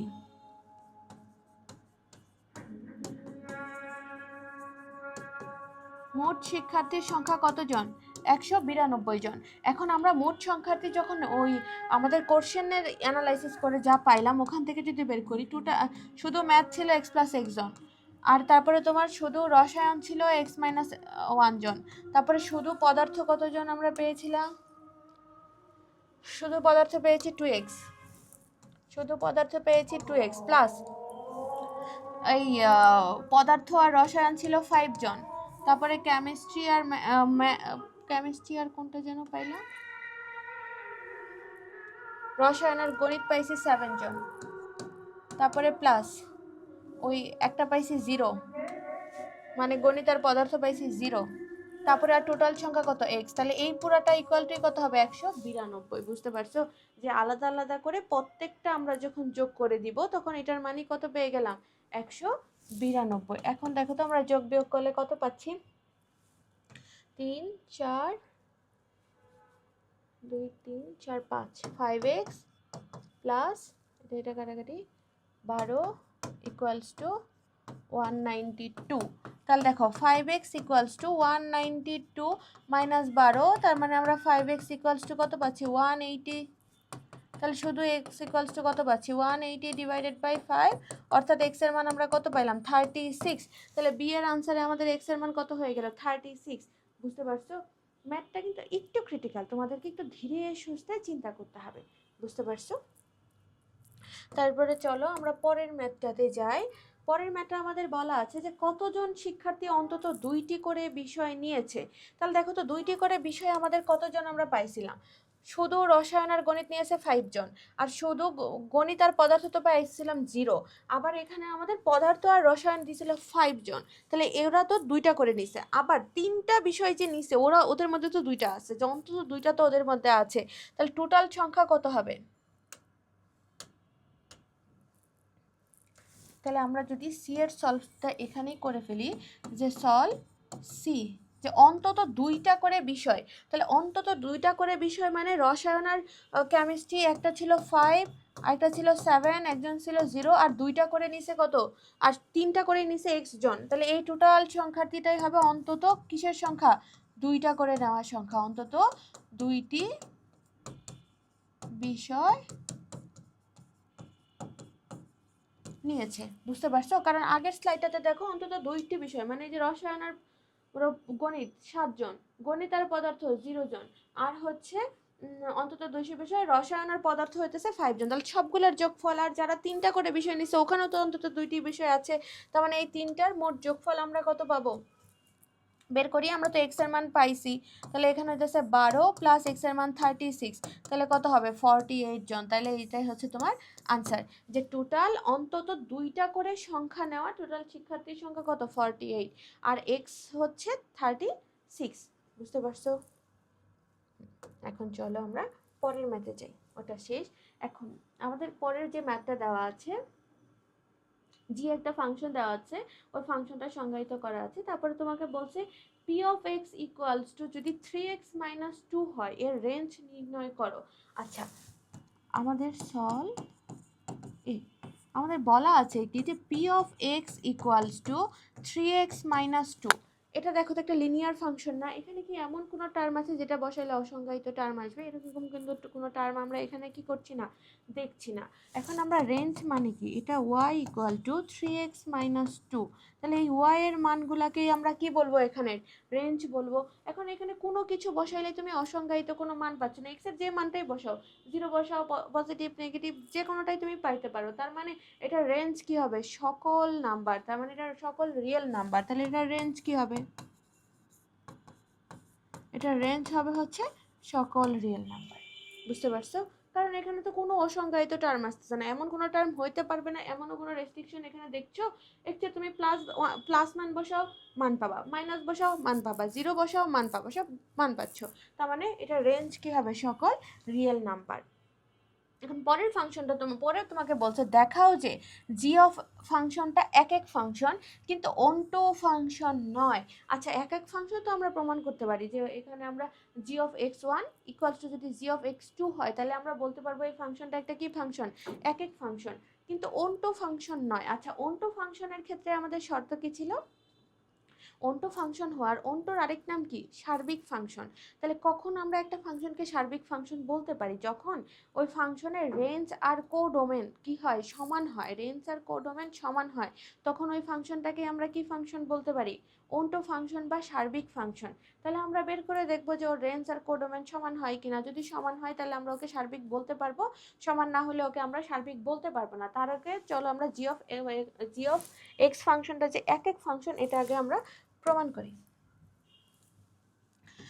জি অফ এক্স ইকুয়ালস টু, আমাদের ফাংশনটা যেন কি দেওয়া ছিল, x minus 3 divided by 2x plus 1, x minus 3 divided by 2x plus 1।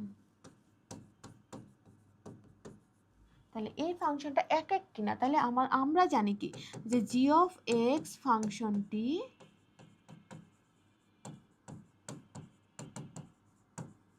এক এক হবে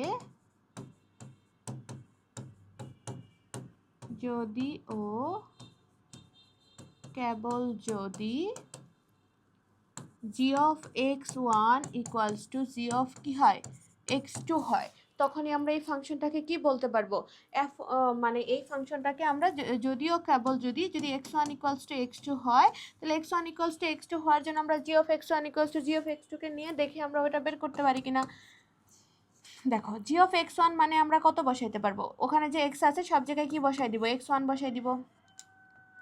তাহলে আমরা x one minus 3 divided by 2x1 plus 1 equals to, পরে লিখতে পারবো x2 minus 3 divided by 2x2 plus 1। এখান থেকে ক্যালকুলেশন করে আমরা x1 আর x2 যদি প্রমাণ করতে পারি যে x1 ইকুয়ালস টু x2, তাহলে বলতে পারবো এই ফাংশনটা একটা কি ফাংশন, এক এক function. x1 minus 3 into 2x2 plus 1, মানে আমরা আর গুণন করলাম, তাহলে x2 minus 3 into 2x plus 1। বুঝতে পারছো? এখন আমরা নর্মাল মাল্টিপল করি, 2 ইন্টু এটা গুণ হয়ে গেলে কি হবে, 2 into x1 x2 plus x1 minus 6x2 minus 3 equals to, এটা মাল্টিপ্লাই করলে কত হবে 2x1 x2 plus x2 minus 6x1 আর হচ্ছে মাইনাস 3। বুঝতে পেরেছো? এখন দেখো তো এই টার্মটা তো সিমিলার টার্ম, এটাও সিমিলার টার্ম, দুই পাশ থেকে আমরা কি করে দিতে পারি ব্যানিশ। মাইনাস 3ও সিমিলার, এখানেও মাইনাস 3 আছে, দুই পাশ থেকে এটা কি করে দিতে পারি ব্যানিশ। তাহলে আমাদের থাকবে কি x1 minus 6x2 equals to, ওখানে থাকবে কি x2 মাইনাস 6x1। বুঝতে পেরেছো? এখন আমরা x1 গুলো যদি এক পাশে নেই তাহলে x1 এই মাইনাস 6 এই পাশে আসলে কি হয়ে যাবে প্লাস 6, আবার এই x2 এই মাইনাস 6x2 এই পাশে আসলে কি হয়ে যাবে প্লাস 6x2। তাহলে দেখো তো এখানে কত আসতেছে 7x1, এই পাশেও আসতেছে 7x1, দুই পাশ থেকে আমরা 7 7 বাদ দিয়ে দিই, তাহলে আমাদের x1 ইকুয়ালস টু কি চলে আসলো x2।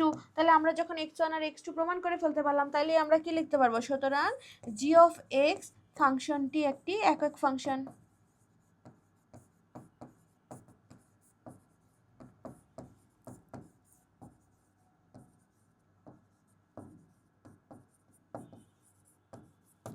বুঝতে পারছো? তাহলে আমরা, তুমি যেই ম্যাথই তোমাকে প্রমাণ করতে বলো কি না, এটা একদম মানে এক এক ফাংশনের এটা একদম ইজি একটা প্রসেস। সব থেকে মনে হয় যে তোমার হায়ার ম্যাথে কোনো ম্যাথ থাকলে সব থেকে ইজি ম্যাথ হচ্ছে তোমার এই এক এক ফাংশন প্রমাণ করা। খালি তুমি কি করবে, একক ফাংশন মানেই মাথায় রাখবা যে এই ফাংশনটা একক হবে যদিও কেবল যদি x1 ইকুয়ালস টু কি হয় x2 হয়। And x1 equals to x2 প্রমাণ করতে হলে তোমাকে যেই ফাংশনটা দেওয়া থাকবে ওইটাতে বসাবা, যে g of x1 equals to g of x2। ওখান থেকে তুমি নর্মালভাবে x1 x2 ইনপুট দিবা, দিয়ে তুমি হচ্ছে আর গুণন করা লাগলে করবা, কোথাও রুট থাকলে রুট তোলার জন্য স্কোয়ার করা লাগলে করবা, করে নর্মাল ক্যালকুলেশন করে x1 এর x2 যদি প্রমাণ করতে পারো তাহলে বলতে পারবে এটা এক এক ফাংশন। কখনো যদি না পারো তাহলে ওটা এক এক ফাংশন হবে না। মানে দুনিয়ার সবচেয়ে কোনো ইজি ম্যাথ থাকলে এটা হচ্ছে সেই ম্যাথ। বুঝতে পারছো? তাইলে আমাদের এক এক ফাংশন প্রমাণ গেল। এখন আমরা প্রমাণ করব এই ফাংশনটা অন্টো ফাংশন কিনা। এখন মাথায় রাখবা, অন্টো ফাংশন বা সার্বিক ফাংশন প্রমাণ করতে গেলে আমাদের কিন্তু কোডোমেনের সাথে মিলাইতে হবে, রেঞ্জ আর কোডোমেন সমান কিনা। তো তার জন্য আমাদের কিন্তু বিপরীত ফাংশন বের করতে হবে। কি বের করতে হবে? বিপরীত ফাংশন। তাহলে আমাদের জি অফ এক্স এর আগে কি বের করতে হবে? বিপরীত ফাংশন বের করতে হবে। তাহলে চলো আমরা অন্টো ফাংশন প্রমাণ করার জন্য আমাদের g of x equals to দেওয়া ছিল x minus 3 divided by 2x plus, sorry 2x ছিল না তো, যে g of x equals to আমাদের কি দেওয়া ছিল যে x minus 3 divided by 2x plus 1। এটার আগে আমরা কি বের করব? বিপরীত ফাংশন। তো আমরা বিপরীত ফাংশন কেমনে বের করি, যে ধরি y equals to g of x. তাহলে দেখো তো এখানে যদি আমরা এক্স রাখি তাহলে এটাকে আমরা কি লিখতে পারি, জি ইনভার্স ওয়াই, তাই না? বিপরীত ফাংশনে তো আমরা এটা করেই থাকি, কারণ এটাকে এই পাশে পাঠাই দিলে তো ইনভার্স হয়ে যায়, নর্মালভাবে চিন্তা করবা। তাইলে আমরা এখানে এখন কি লিখতে পারবো, যে y equals to x minus 3 divided by 2x plus 1। এখান থেকে আমরা বিপরীত ফাংশন, আগে আমাদের y ইকুয়াল টু এক্স দিয়ে একটা রাশি ছিল, এখন আমরা x ইকুয়ালস টু ওয়াই দিয়ে একটা রাশি বের করবো, মানে পুরোপুরি বিপরীত টার্ম বের করব। তাহলে আমরা এখানে আর গুণন হবে, আর গুণন করলে 2x plus 1 into y equals to x minus 3। তাহলে গুণ করে দাও 2xy plus y equals to x minus 3। তারপরে দেখো আমরা এক্স এর টার্মগুলোকে একসাথে করি, তাহলে এক্স এর টার্মগুলোকে একসাথে করলে 2xy, এখানে প্লাস এক্স এই পাশে আসলে কি হয়ে যাবে মাইনাস এক্স, আর প্লাস ওয়াই এই পাশে আসলে এই যে মাইনাস 3, আর এই পাশে আসতেছে মাইনাস ওয়াই। তাহলে দেখো তো এখান থেকে এক্স কমন নিলে আমাদের আসবে কি 2y minus 1 equals to minus 3 minus y. তাহলে শুধু এক্স ইকুয়ালস টু কত আসতেছে minus 3 minus y divided by minus 2y minus 1, sorry এখানে তো মাইনাস নেই, যে মাইনাস 3 এখানে হচ্ছে 2y মাইনাস 1। তাহলে এক্স ইকুয়ালস টু এটা। এখন এক্স এর মান আমাদের কত ছিল, যে এক্স ইকুয়ালস টু আমাদের দেওয়া আছে g inverse y equals to minus 3 minus y divided by 2y minus 1। এখন এটাকে যদি আমরা রিপ্লেস করে ফেলি, যে এক্স আমরা চলক পরিবর্তন করে ফেলি, তাহলে g of inverse x equals to কি লিখতে পারবো, যে আমরা চলক পরিবর্তন করে ফেললে minus 3 minus x divided by আমরা লিখতে পারবো 2y মাইনাস 1। তাহলে আমরা এই যে বিপরীত ফাংশন পেয়ে গেছি। সবসময় মাথায় রাখবা, অন্টো ফাংশন বা সার্বিক ফাংশন প্রমাণে কিন্তু আমাদের এই ইনভার্স জিনিসটাকে কি করে আনতে হবে, বের করে আনতে হবে। তাহলে এই যে আমরা নর্মাল প্রসেসে ইনভার্সটা বের করে নিয়ে আসলাম, এখন আমাদের বের করতে হবে এটার রেঞ্জ। আচ্ছা, রেঞ্জ বের করার আগে এটার ক্ষেত্রে দেখো তো এটা সংজ্ঞায়িত কিভাবে হবে। এই যে এই টার্মটা নিচের হর, এটা নট ইকুয়াল টু কি হইতে হবে, নট ইকুয়াল টু 0 হইতে হবে। তাহলে নট ইকুয়াল টু 0, তাহলে 2y নট ইকুয়াল টু 1, তার মানে y এর মানটা কি হইতে হবে, নট ইকুয়াল টু হাফ। তাহলে এখন দেখো তো আমাদের কিন্তু y এর মানটা নট ইকুয়াল টু হাফ হইতে হবে। তার মানে তো তোমার যে কোশ্চেনে যা দেওয়া আছে ওখানে চলো আমরা ব্যাক যাই। দেখো তো এখানে তোমার কি দেওয়া আছে, তোমার কোডোমেনটা যাবে কত, আর মানে তোমার এই সব হবে রিয়েল নাম্বার, কিন্তু আমরা কি ওখানে সব রিয়েল নাম্বার বসাইতে পারবো, আমরা হাফ কিন্তু কি করতে পারবো না, ইনপুট করতে পারবো না। তার মানে আমাদের রেঞ্জ আর কোডোমেন কি হইলো না, সমান হইলো না, যে এই ফাংশনটার রেঞ্জ আর কোডোমেন সমান নয়। কারণ আমাদের এটার ক্ষেত্রে দেখো কি বেরোলো, এটার ক্ষেত্রে আমাদের জিনিসটা হবে হচ্ছে মাইনাস হাফ, মানে আর এর থেকে মাইনাস হাফ হবে। তাহলে ওখানে কি রেঞ্জ আর কোডোমেন সমান, তাহলে এই জি অফ এক্স এই ফাংশনের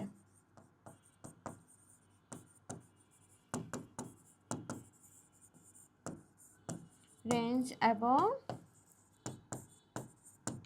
কোডোমেন কি নয়, সমান নয়। বুঝতে পারছো, রেঞ্জ আর কোডোমেন সমান নয়। তাহলে আমরা কি লিখতে পারবো, যে জি অফ এক্স ফাংশনটি অন্টো ফাংশন নয়,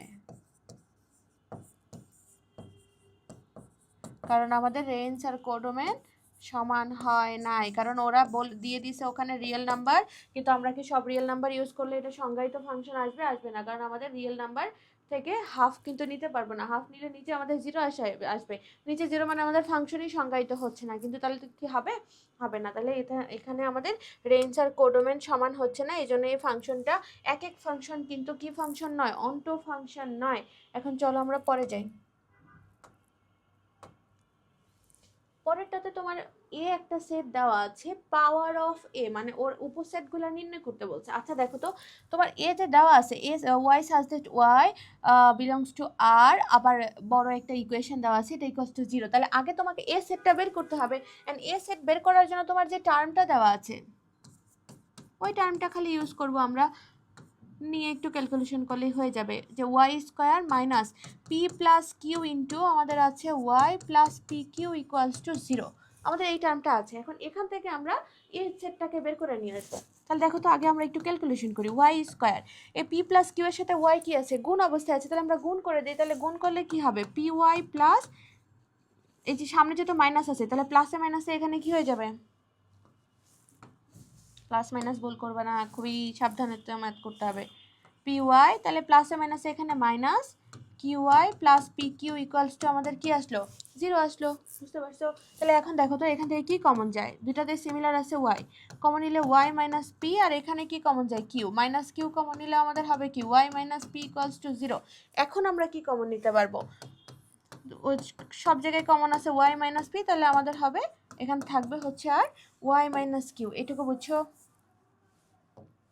তারপরে দেখো y minus p equals to 0, অর্থাৎ ওয়াই এর মান পাইলাম পি, আবার y minus q equals to 0, অর্থাৎ ওয়াই এর আরেকটা মান আমরা কি পাইছি, কিউ পাইছি। তাহলে এখন আমাদের এ সেটটা তাহলে কি আসবে, এ সেটটা আসবে পি আর কিউ, তাই না। তাহলে এ সেট আমরা পেয়ে গেছি। এখন পাওয়ার অফ অপোজিট, আমরা তো সবাই পাওয়ার অফ অপোজিট অলরেডি বের করতে জানি, জানো না, সবাই জানো, আমি জানি তোমরা সবাই পারো এটা। তাহলে পাওয়ার অফ অপোজিট, এই যে একটা পি একটা কিউ, আবার এই যে পি কিউ, আবার হচ্ছে এই যে একটা ফাঁকা সেট, বুঝছো। তাহলে এটাই হচ্ছে আমরা পাওয়ার অফ অপোজিট বের করে ফেললাম। ওকে, একদম ইজি একটা ম্যাথ ছিল। তারপর এটা এখন আমরা চলো, তোমার হচ্ছে এফ অফ এক্স একটা ফাংশন দেওয়া আছে, ওটা কিসের কিসের জন্য সংজ্ঞায়িত ওটা দেওয়া আছে। F of x equals to যদি 2 হয় তাহলে এক্স ইকুয়ালস টু কত হবে। আচ্ছা, F of x equals to যদি 2 হয়, দেখো তো এখানে এফ অফ এক্স যে ফাংশনটা দেওয়া আছে, আমরা যদি এ নাম্বারটা সলভ করি,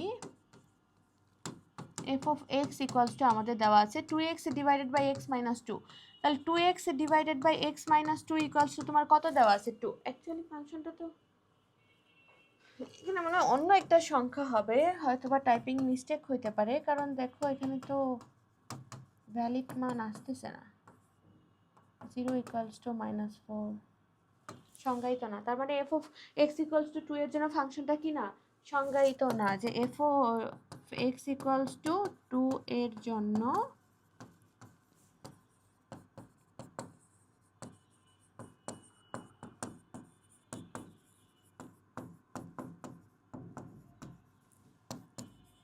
ফাংশনটি সংজ্ঞায়িত নয়। বুঝতে পারছো?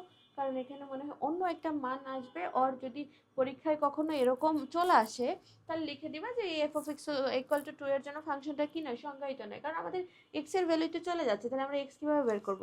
সম্ভব না। তারপরে একটা প্রমাণটাতে বলছে যে যে কোনো তিনটা ফাংশন দেওয়া, তিনটা সেট দেওয়া আছে, এ বি সি তিনটা সেট হলে তোমাকে প্রমাণ করতে হবে।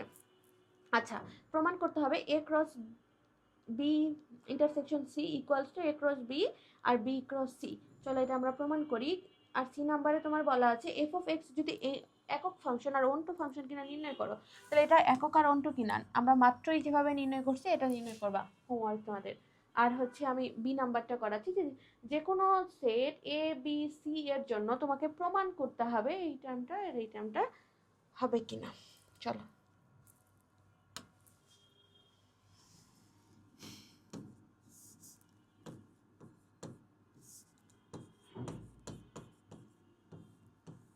যে কোনো তিনটা সেট দেওয়া আছে এ বি সি, তার জন্য তোমাকে আগে কি প্রমাণ করতে বলছো এটা আমরা একটু লিখে নিই। এ ক্রস বি ইন্টারসেকশন সি, এ ক্রস বি ইন্টু এ ক্রস সি, এটাই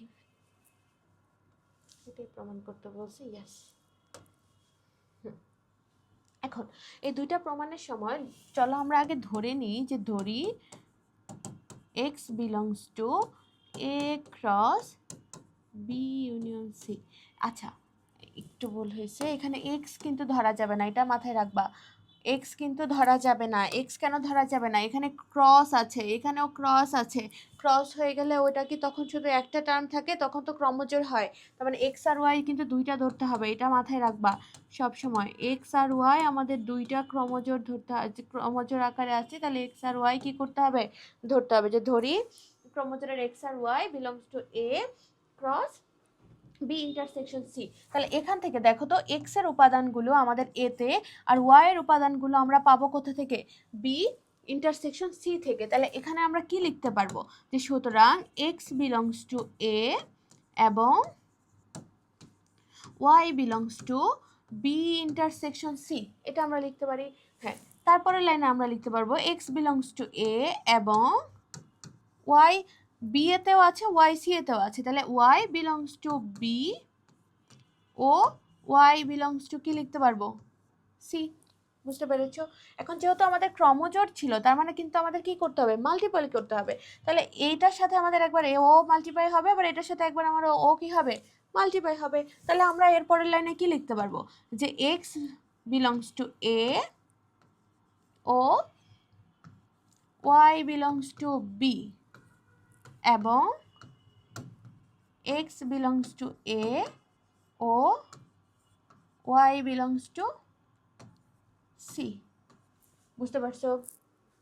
তাইলে এখন আমরা যেহেতু এটাকে কি লিখে দিতে পারবো যে এক্স আর ওয়াই যদি একসাথে ক্রমজোড় আকারে আমরা নিয়ে যাই তাহলে belongs to A cross B, যেহেতু ক্রমজোড় আকারে ক্রস করতে হবে। এবং এখান থেকে কি লিখতে পারবা? যে এক্স ওয়াই দুইটা belongs to A cross C. বুঝতে পারছো? তাহলে এখন দুইটা জায়গায় আমাদের সেম জিনিস চলে আসছে। তাহলে এক্স ওয়াই ক্রমজোড় একসাথে নিলে এখানে আমরা কি লিখতে পারবো? যে A cross B A cross C. ওকে, হ্যাঁ। তাহলে দেখো তো আমরা ধরে নিছিলাম যেখান থেকে, ওখান থেকে আমাদের এই পার্টটা চলে আসছে। তার মানে এর উপাদানগুলো অবশ্যই এর সাথে রিলেটেড। তাহলে ওর একটা সাবসেট কি এটা? তাহলে এই লাইনটাকে আমরা কি লিখতে পারি? যে x cross B union C sub opposite or equal. কারণ যেহেতু ওইটা থেকে আমরা এটা পেয়েছি, তার মানে এর সবগুলো উপাদানই ওর মধ্যে কি আছে? ইনপুটেড আছে। তো এটাকে আমরা 1 নং ইকুয়েশন দিয়ে রাখলাম। বুঝতে পারছো? এখন সেম ভাবে আমরা এটা থেকে যদি এটাকেও এই সাব অপোজিট অর ইকুয়াল বের করতে পারি, তাহলে তো আমরা পরে দুইটা সমান সমান ধরে লিখে দিতে পারবো। তাহলে এখন পরে চলো আমরা আবার ধরি যে যেহেতু গুণ অবস্থায় আছে অবভিয়াসলি ক্রমজোড় ধরতে পারবে। এত belongs to A cross B আর এটা হচ্ছে এ ক্রস সি। তাহলে এরপরে আমরা তাহলে এক্সটা ওর মধ্যে আর ওয়াই কার মধ্যে বিলংস টু ওর মধ্যে, বা আমরা আলাদা আলাদা করেও এটাকে এভাবে লিখে দিতে পারবো। এত belongs to A cross B, যেহেতু ক্রমজোড় আকারে আছে তাহলে x y belongs to A cross C. ক্রমজোড় গুণ অবস্থায় থাকলে ক্রমজোড় যাবে, তখন কিন্তু অবভিয়াসলি এক্স ওয়াই দুইটা তোমাকে ক্রমজোড় আকারে লিখতে হবে। তাহলে এর পরের লাইনে আমরা কি লিখতে পারবো, কি লিখতে পারবো যে এক্স বিলংস টু এ, যে এক্স এর মধ্যে আবার ওয়াই বিলংস টু বি, কারণ ওয়াই এর মানগুলো তুমি বি থেকে পাচ্ছ, ও ওয়াই বিলংস টু বি। এবং এখানে কি লিখতে পারবো যে এক্স বিলংস টু এ ও ওয়াই বিলংস টু সি। তাহলে এখন দেখো তো এখানেও এক্স বিলংস টু এ, এখানেও এক্স বিলংস টু এ, তাহলে আমরা যে কোনো একটা নেই যে এক্স বিলংস টু এ এবং ওয়াই এর ক্ষেত্রে কি হবে যে ওয়াই বিলংস টু বি, একটা পেলাম ওয়াই বিলংস টু বি, ও এখানে পাচ্ছি ওয়াই বিলংস টু সি। ওকে, তাহলে দেখো এক্স বিলংস টু এ এখানে, এবং এখানে আমরা কি লিখতে পারবো y belongs to B union C, কারণ দুইটাই ওয়াই এর মধ্যে, তার মানে অবশ্যই দুটার মধ্যে কমন মান আছে। তারপরে এখন যদি আমরা ক্রমজোড় আকারে ডিরেক্ট লিখে দিই যে এক্স ওয়াই, তাহলে এটা বিলংস টু আমরা কি লিখতে পারবো ক্রমজোড়, তাহলে এ ক্রস বি ইন্টারসেকশন সি। বুঝতে পারছো? তাহলে দেখো আমরা এটা এই যে যখন চলে আসলো তখন আমরা লিখতে পারবো না যে এইটা কি ওরই একটা সাবসেট হিসাবে আসলো, কারণ এক্স ওয়াই ওর মধ্যেও আছে ওর মধ্যেও আছে। তাহলে আমরা লিখতে পারবো যে A cross B A cross C subset or equal A cross B intersection C. এটাকে যদি 2 নং ইকুয়েশন দেই, আগে আমরা একটা 1 নং ইকুয়েশন পেয়েছিলাম, এখন 2 নং পাচ্ছি। 1 নং ইকুয়েশনটা আমরা কি পাইছিলাম, এখানে যদি একটু লিখি A cross B intersection C subset or equal A cross B আর পাইছি বি ক্রস সি, এটাকে পাইছিলাম আমরা 2 নং ইকুয়েশন। এখন এটাকে পাইছি 1 নং ইকুয়েশন। এখন দেখো তো এই দুইটা যদি আমরা 1 আর 2 থেকে কম্পেয়ার করি তাহলে আমরা ডিরেক্ট কি লিখে দিতে পারবো যে A cross B A cross B intersection C equals to A cross B into A cross C, কারণ দুইটাতেই সাবসেট অর ইকুয়াল, মানে এর উপাদানগুলো ওর মধ্যে আছে ওর ইকুয়াল, ওর উপাদানগুলো ওর মধ্যে আছে ওর ইকুয়াল। তাহলে দুইটা 1 আর 2 নং থেকে আমরা এটা লিখে দিতে পারলাম যে 1 ও 2 নং থেকে। তাহলে 1 ও 2 নং থেকে আমরা A cross B intersection C equals to A cross B আর A ক্রস C লিখে দিতে পারলাম। তাহলে দেখো তো তোমরা বুঝতে পেরেছো, এখান থেকে শুরু হয়েছে তারপরে শেষ। এখন তাহলে আমাদের বি গেল, এফ অফ এক্স একটা একক আর অন্ট কিনা এটা তোমাকে প্রমাণ করতে বলছে। আগেরটা আমরা যেভাবে প্রমাণ করলাম সিমিলার ভাবে এটা তোমরা হোমওয়ার্ক করবা। ওকে, তারপরে চলো একটা ফাংশন তোমার দিয়ে দিছে F of x equal to 5x plus 2, যেখানে একটা শর্ত দিয়ে দিছে তোমার এক্স এর মানগুলো 0 থেকে বড় হবে বা 0 সমান, 3 এর থেকে ছোট হবে বা 3 এর সমান। আর এফ অফ ফাংশনটা সার্বিক ফাংশন, এটা অলরেডি ওরা বলে দিছে। এখন তোমাকে প্রমাণ করতে বলছে যে এফ অফ এক্স এর ডোমেন আর রেঞ্জ নির্ণয় করো। দেখো তো এফ অফ এক্স একটা লিনিয়ার ফাংশন, তাহলে তুমি এখানে যে মানটাই ইনপুট করো না কেন তুমি কি কোনো অন্য মান পাবা, মানে অসংজ্ঞায়িত টার্ম পাবা? কোনো অসংজ্ঞায়িত টার্ম এখানে যে +1 বসাইলে অসংজ্ঞা যাবে বা নেগেটিভ বসানো যাবে না বা পজিটিভ বসানো যাবে না 0 বসানো যাবে না, এমন কোনো সমস্যা আছে এখানে? লিনিয়ার ফাংশন, কোনো সমস্যা নাই, তুমি যে কোনো কিছু বসাইতে পারবা। তার মানে ওর ডোমেন কি হবে +∞ থেকে একদম -∞। বুঝতে পেরেছো? তার মানে এফ অফ এক্স এর ডোমেন কি হবে +∞ থেকে -∞, হোয়াট এভার, যেটাই তুমি খুশি বসাইতে পারবা।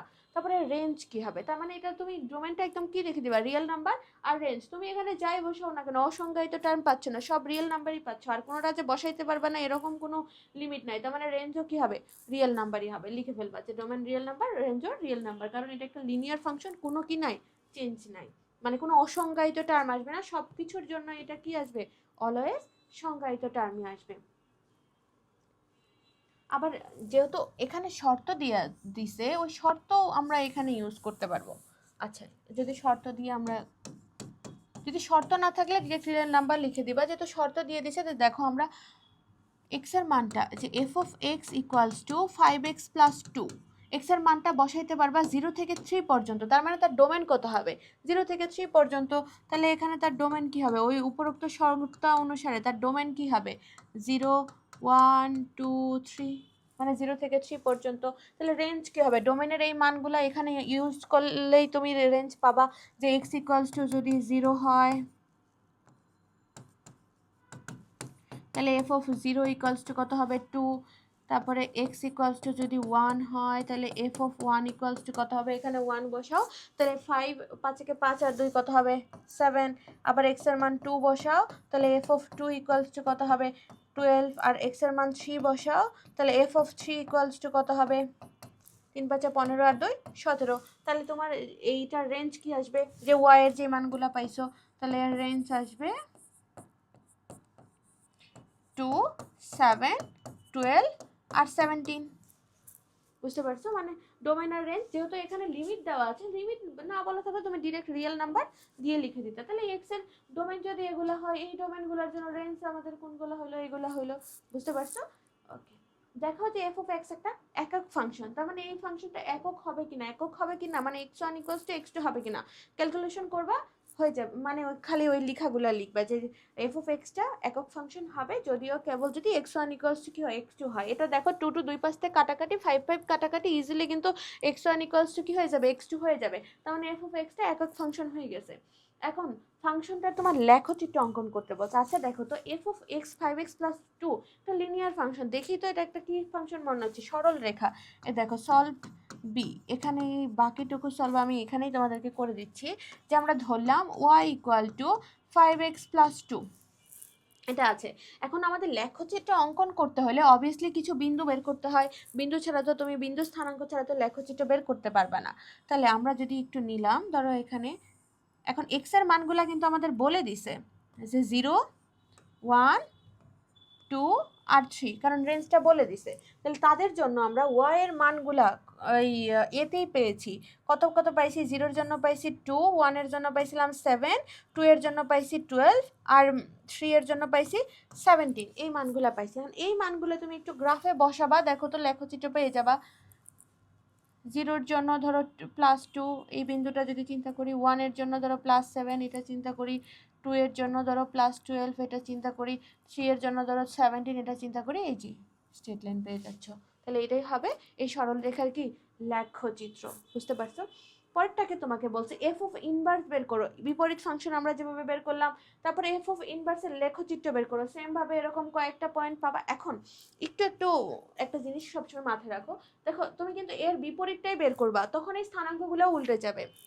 এফ অফ ফাংশনের ডোমেন যেটা হয়, এফ অফ ইনভার্সের রেঞ্জ যেটা হয়, এটা সবসময় মাথায় রাখবা যে F of function F of x এর ডোমেন, মানে ডোমেন ইকুয়ালস টু হবে এফ অফ ইনভার্সের রেঞ্জ। বুঝছো, বিপরীতের ক্ষেত্রে এটা হয়। আবার যেটা এফ অফ এক্স এর রেঞ্জ, ওইটা হবে হইতেছে এফ অফ ইনভার্সের ডোমেন। তাহলে তুমি একটা বিপরীত ফাংশন আগে বের করবা, ওয়াই ইকুয়ালস টু ধরে ও ক্যালকুলেশন করে বিপরীত ফাংশন বের করলা, ওই বিপরীত ফাংশনের ক্ষেত্রে এই যে এই বিন্দুগুলো খালি উল্টা নিবা, এটা হবে 2 0 7 1 12 2 আর 17 3, মানে বিপরীত মানটাই পাবা, নিয়ে লেখচিত্র অঙ্কন করবা। তারপরটাই যাই, চলো। F of x equal to তোমার দেওয়া আছে মডুলাস অফ এক্স, আবার এখানে তোমাকে একটা শর্ত দিয়ে দিছে -5 এর থেকে এক্স এর মান বড় বা সমান, +5 এর থেকে ছোট বা সমান। ফাংশন আর বিপরীত ফাংশনের সংজ্ঞা দাও, ফাংশন আর বিপরীত ফাংশনের সংজ্ঞাটা পড়বা, আমি একটু বলে দিই। ফাংশন একটা অন্বয়কে তুমি ফাংশন বলতে পারবা যখন এক্স এর প্রত্যেকটা মানের জন্য তুমি ভিন্ন ভিন্ন প্রতিচ্ছবি পাবা, মানে ডোমেনের প্রত্যেকটা মানের জন্য রেঞ্জের ভিন্ন ভিন্ন প্রতিচ্ছবি পাবা, তাকে আমরা কি বলতে পারবো ফাংশন। আর বিপরীত ফাংশন কোনটা, ওই যে বিপরীত ফাংশন যদি f of such that A B হয়, তাহলে ওর বিপরীত ফাংশন মানে কোনটা হবে বি সাজ দ্যাট এ। একটু সংজ্ঞাটা পড়ে নিবা, বুঝছো? ফাংশনটির ডোমেন আর রেঞ্জ নির্ণয় করো, এই ফাংশনটা তোমার ডোমেন আর রেঞ্জ নির্ণয় করতে বলছে। দেখো তো এফ অফ এক্স এটা দেওয়া আছে তোমার মডুলাস অফ এক্স, এখানে কি কোনো তোমার লিমিটেশন আছে যে এই মানটা তুমি বসাইতে পারবা, এই মানটা পারবা না, এটা কি পারবা পারবা না, কোনো লিমিটেশন আছে নাই। তার মানে এটার ক্ষেত্রে তুমি +∞ থেকে -∞ থেকে যেটা খুশি বসাও, তাহলে ডোমেন কি বসাইতে পারবা +∞ থেকে -∞। তারপরে এই ফাংশনের রেঞ্জ কি হবে। আচ্ছা দেখো তো এখানে তুমি পজিটিভ বসাও পজিটিভ মান পাবা, নেগেটিভ বসালে অলওয়েজ কি পাবা পজিটিভ, তার মানে এর রেঞ্জ অলওয়েজ কি হবে পজিটিভ হবে। জিরো বসালে জিরো পাচ্ছ, তাহলে রেঞ্জ অলওয়েজ জিরো থেকে কি হবে প্লাস ইনফিনিটি হবে। বুঝতে পারছো? তাহলে এর ডোমেন কিন্তু হবে, এর ডোমেন হবে একদম মাইনাস ইনফিনিটি থেকে প্লাস ইনফিনিটি, কারণ কোনো লিমিটেশন নাই, তুমি সব বসাইতে পারবা, রিয়েল নাম্বার সব ইনপুট করতে পারবা। কিন্তু রেঞ্জ কি হবে, রেঞ্জে লিমিটেশন আছে। তুমি যদি জিরো বসাও তাহলে জিরো পাচ্ছ, আর যে সর্বনিম্ন মান জিরো পাচ্ছ, তারপরে যতই তুমি নেগেটিভ বসাও এটা অলওয়েজ কি পাবা পজিটিভ পাবা। এই যে জিরো থেকে কিন্তু প্লাস ইনফিনিটির দিকে যে কোনো খুশি একটা পাবা। বুঝতে পারছো? এখন লেখচিত্রটার ফাংশন অঙ্কন করা এবং লেখচিত্র হতে প্রধান বৈশিষ্ট্যগুলো উল্লেখ করো। তোমাকে এই লেখচিত্রটার ফাংশন অঙ্কন করতে বলছে। আচ্ছা দেখো তো এই লেখচিত্রটাতে তুমি এখানে যে মানগুলা দেওয়া আছে এই মানগুলার এখানে তো নেগেটিভ আছে, নেগেটিভ বসালেও পজিটিভ পাবা, আর জিরো বসালে জিরো পাচ্ছ, আর পজিটিভ যত বসাও পজিটিভই পাবা। তার মানে আমরা যদি একটু চিন্তা করি, যদি যে মানগুলো দেওয়া আছে ধরো কয়েকটা বিন্দু একটু বের করার চেষ্টা করি। এটা সি এর জন্য ধরো আমাদের -5, -4, তারপরে ধরো -3 নেই, 0 নেই, 1 নেই, -5 নিলে পাবো +5, এটা +4, 3, 0, এটা 1, 1ই পাবো। দেখো তুমি যেই মানই নেও না কেন লেখচিত্র যখন তুমি অঙ্কন করবা এক্স এর মান, আমরা তো এটা হচ্ছে এক্স, এটা ওয়াই। আচ্ছা আগেরটাতে একটু দেখি, এখানে লিখে দিই এক্স আর এটা ওয়াই। দেখো তো এক্স এর মান যদি -5, এক্স এর মান -5, ওয়াই এর মান অলওয়েজ পজিটিভ। এক্স এর মান -4, এক্স এর মান -4, ওয়াই এর মান অলওয়েজ পজিটিভ। এক্স এর মান -3, ওয়াই এর মান অলওয়েজ পজিটিভ। 0 এর জন্য 0 0 আর 1 এর জন্য 1। তাহলে দেখো তো লেখচিত্রটা কিন্তু আমাদের এই এরকম হচ্ছে।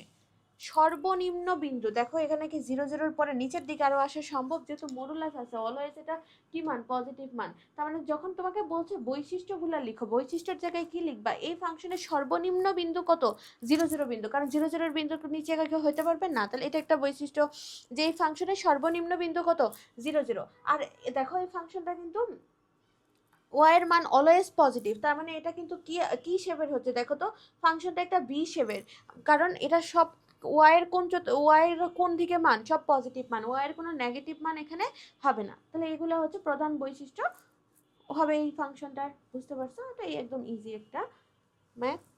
তারপরে চলো পরেরটা দেখি। F of y equal to তোমার দেওয়া আছে √4 - y² এবং বি আরেকটা ফাংশন, বি একটা সেট তোমার দেওয়া আছে, বি সেটকে তালিকা পদ্ধতিতে, বাচ্চাকালের পড়াশোনা, বি সেটকে তালিকা পদ্ধতিতে। দেখো তো বি সেটটা তোমার দেওয়া আছে কি ওয়াই এর মান সব জেড, তার মানে তোমার +- 0 সব নিতে পারবা। তারপরে y², তুমি যেই মানগুলো নিবা ওয়াই এর ওগুলোকে স্কয়ার করলে অবভিয়াসলি 5-এর থেকে ছোট বা 5-এর কি হবে সমান হবে। তাহলে আমরা যদি বি সেটটাকে তালিকা পদ্ধতিতে প্রকাশ করতে চাই, যে বি সেটটাকে তালিকা পদ্ধতিতে প্রকাশ করব, তাহলে দেখো তো আমরা যদি -1 বসাই, -1 এর উপরে যদি স্কয়ার করি কত আসবে 5-এর থেকে ছোট আসবে। -2-এর উপরে স্কয়ার করলে কত হবে 5-এর থেকে ছোট হবে। 0-এর উপরে স্কয়ার করলে কত হবে 5-এর থেকে ছোট হবে। 1-এর উপরে স্কয়ার করলে কত হবে 5-এর থেকে ছোট হবে। 2-এর উপরে স্কয়ার করলে কত হবে 5-এর থেকে ছোট হবে। এগুলা ছাড়া কি আর সম্ভব না? তাহলে আমাদের বি সেটটা কত আসতেছে -2, -1, 0, 1 আর 2। বুঝতে পারছো? তাহলে বি সেটটাকে তালিকা পদ্ধতিতে আমরা পেয়ে গেলাম। এফ অফ ওয়াই এর ডোমেইন আর রেঞ্জ নির্ণয় করো। দেখো এই টার্মটা তোমার ডোমেইন আর কি নির্ণয় করতে বলছে, রেঞ্জ নির্ণয় করতে বলছে। দেখো রোটের ভেতরে আছে, তখন অসংজ্ঞায়িত টার্ম যখন তোমাদেরকে লিখে দিছিলাম তখন কিন্তু লিখে দিছি রোটের ভেতরে কখনো কি মান হইতে পারে না, রোটের ভেতরে কখনো নেগেটিভ টার্ম হতে পারে না। তাহলে এটার ক্ষেত্রে কি হবে, রোটের ভেতরে কখনো নেগেটিভ টার্ম হবে না।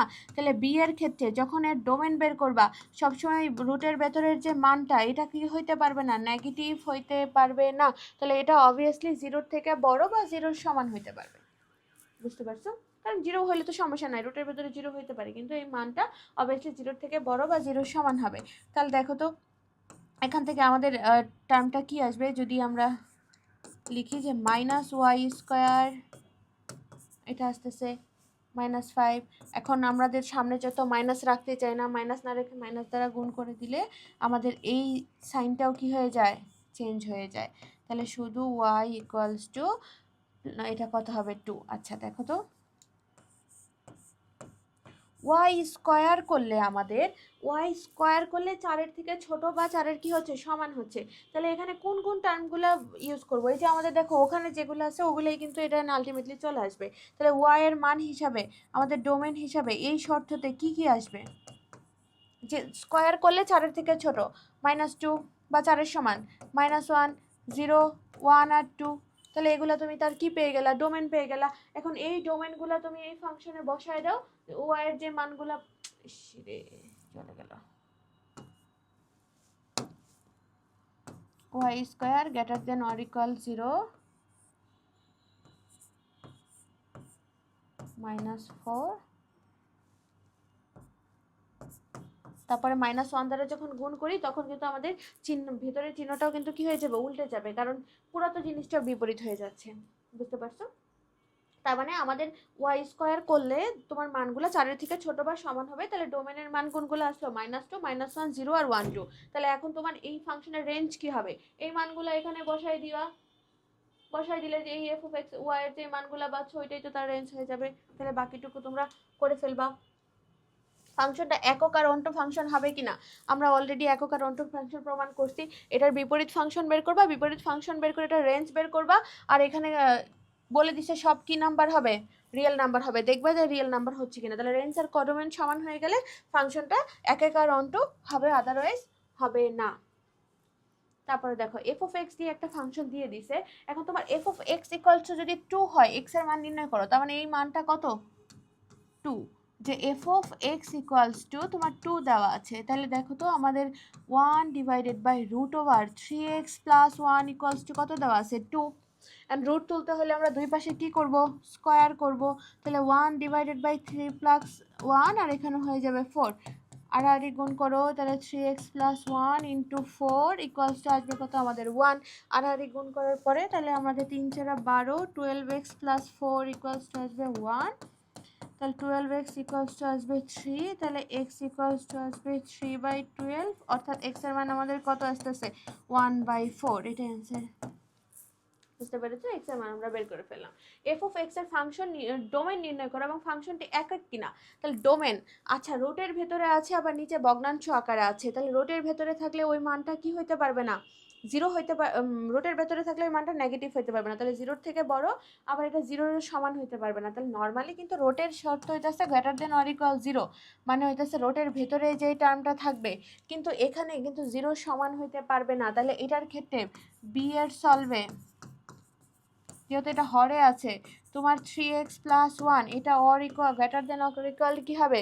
0 হবে। তাহলে শুধু খালি এই শর্তটাই হবে যে ফাংশনটা সংজ্ঞায়িত হবে, ফাংশনটি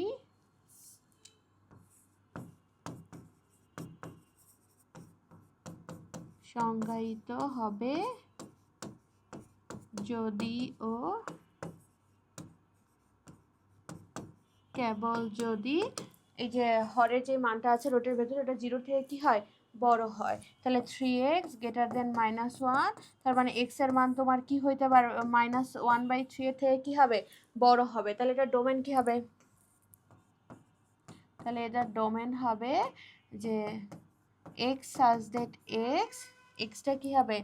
x হবে x such that x obviously real নাম্বারে হবে, কিন্তু শর্ত হচ্ছে তোমার x এর মান গ্রেটার দেন -1/3। বুঝতে পারছো? এই শর্তে আমাদের এটার ডোমেনটা আসবে। আর একক কিনা একক নর্মালভাবে প্রমাণ করবা x1 = x2 হচ্ছে কিনা। ইনভার্স ফাংশন, বিপরীত ফাংশন তো আমরা নির্ণয় করা শিখে ফেলছি, তো ইনভার্স ফাংশনও পারবা তোমরা। এটা পুরো ওই যে 1 নাম্বারটার মতো, এটা তোমাদের হোমওয়ার্ক থাকবে। ওকে, আর নাই?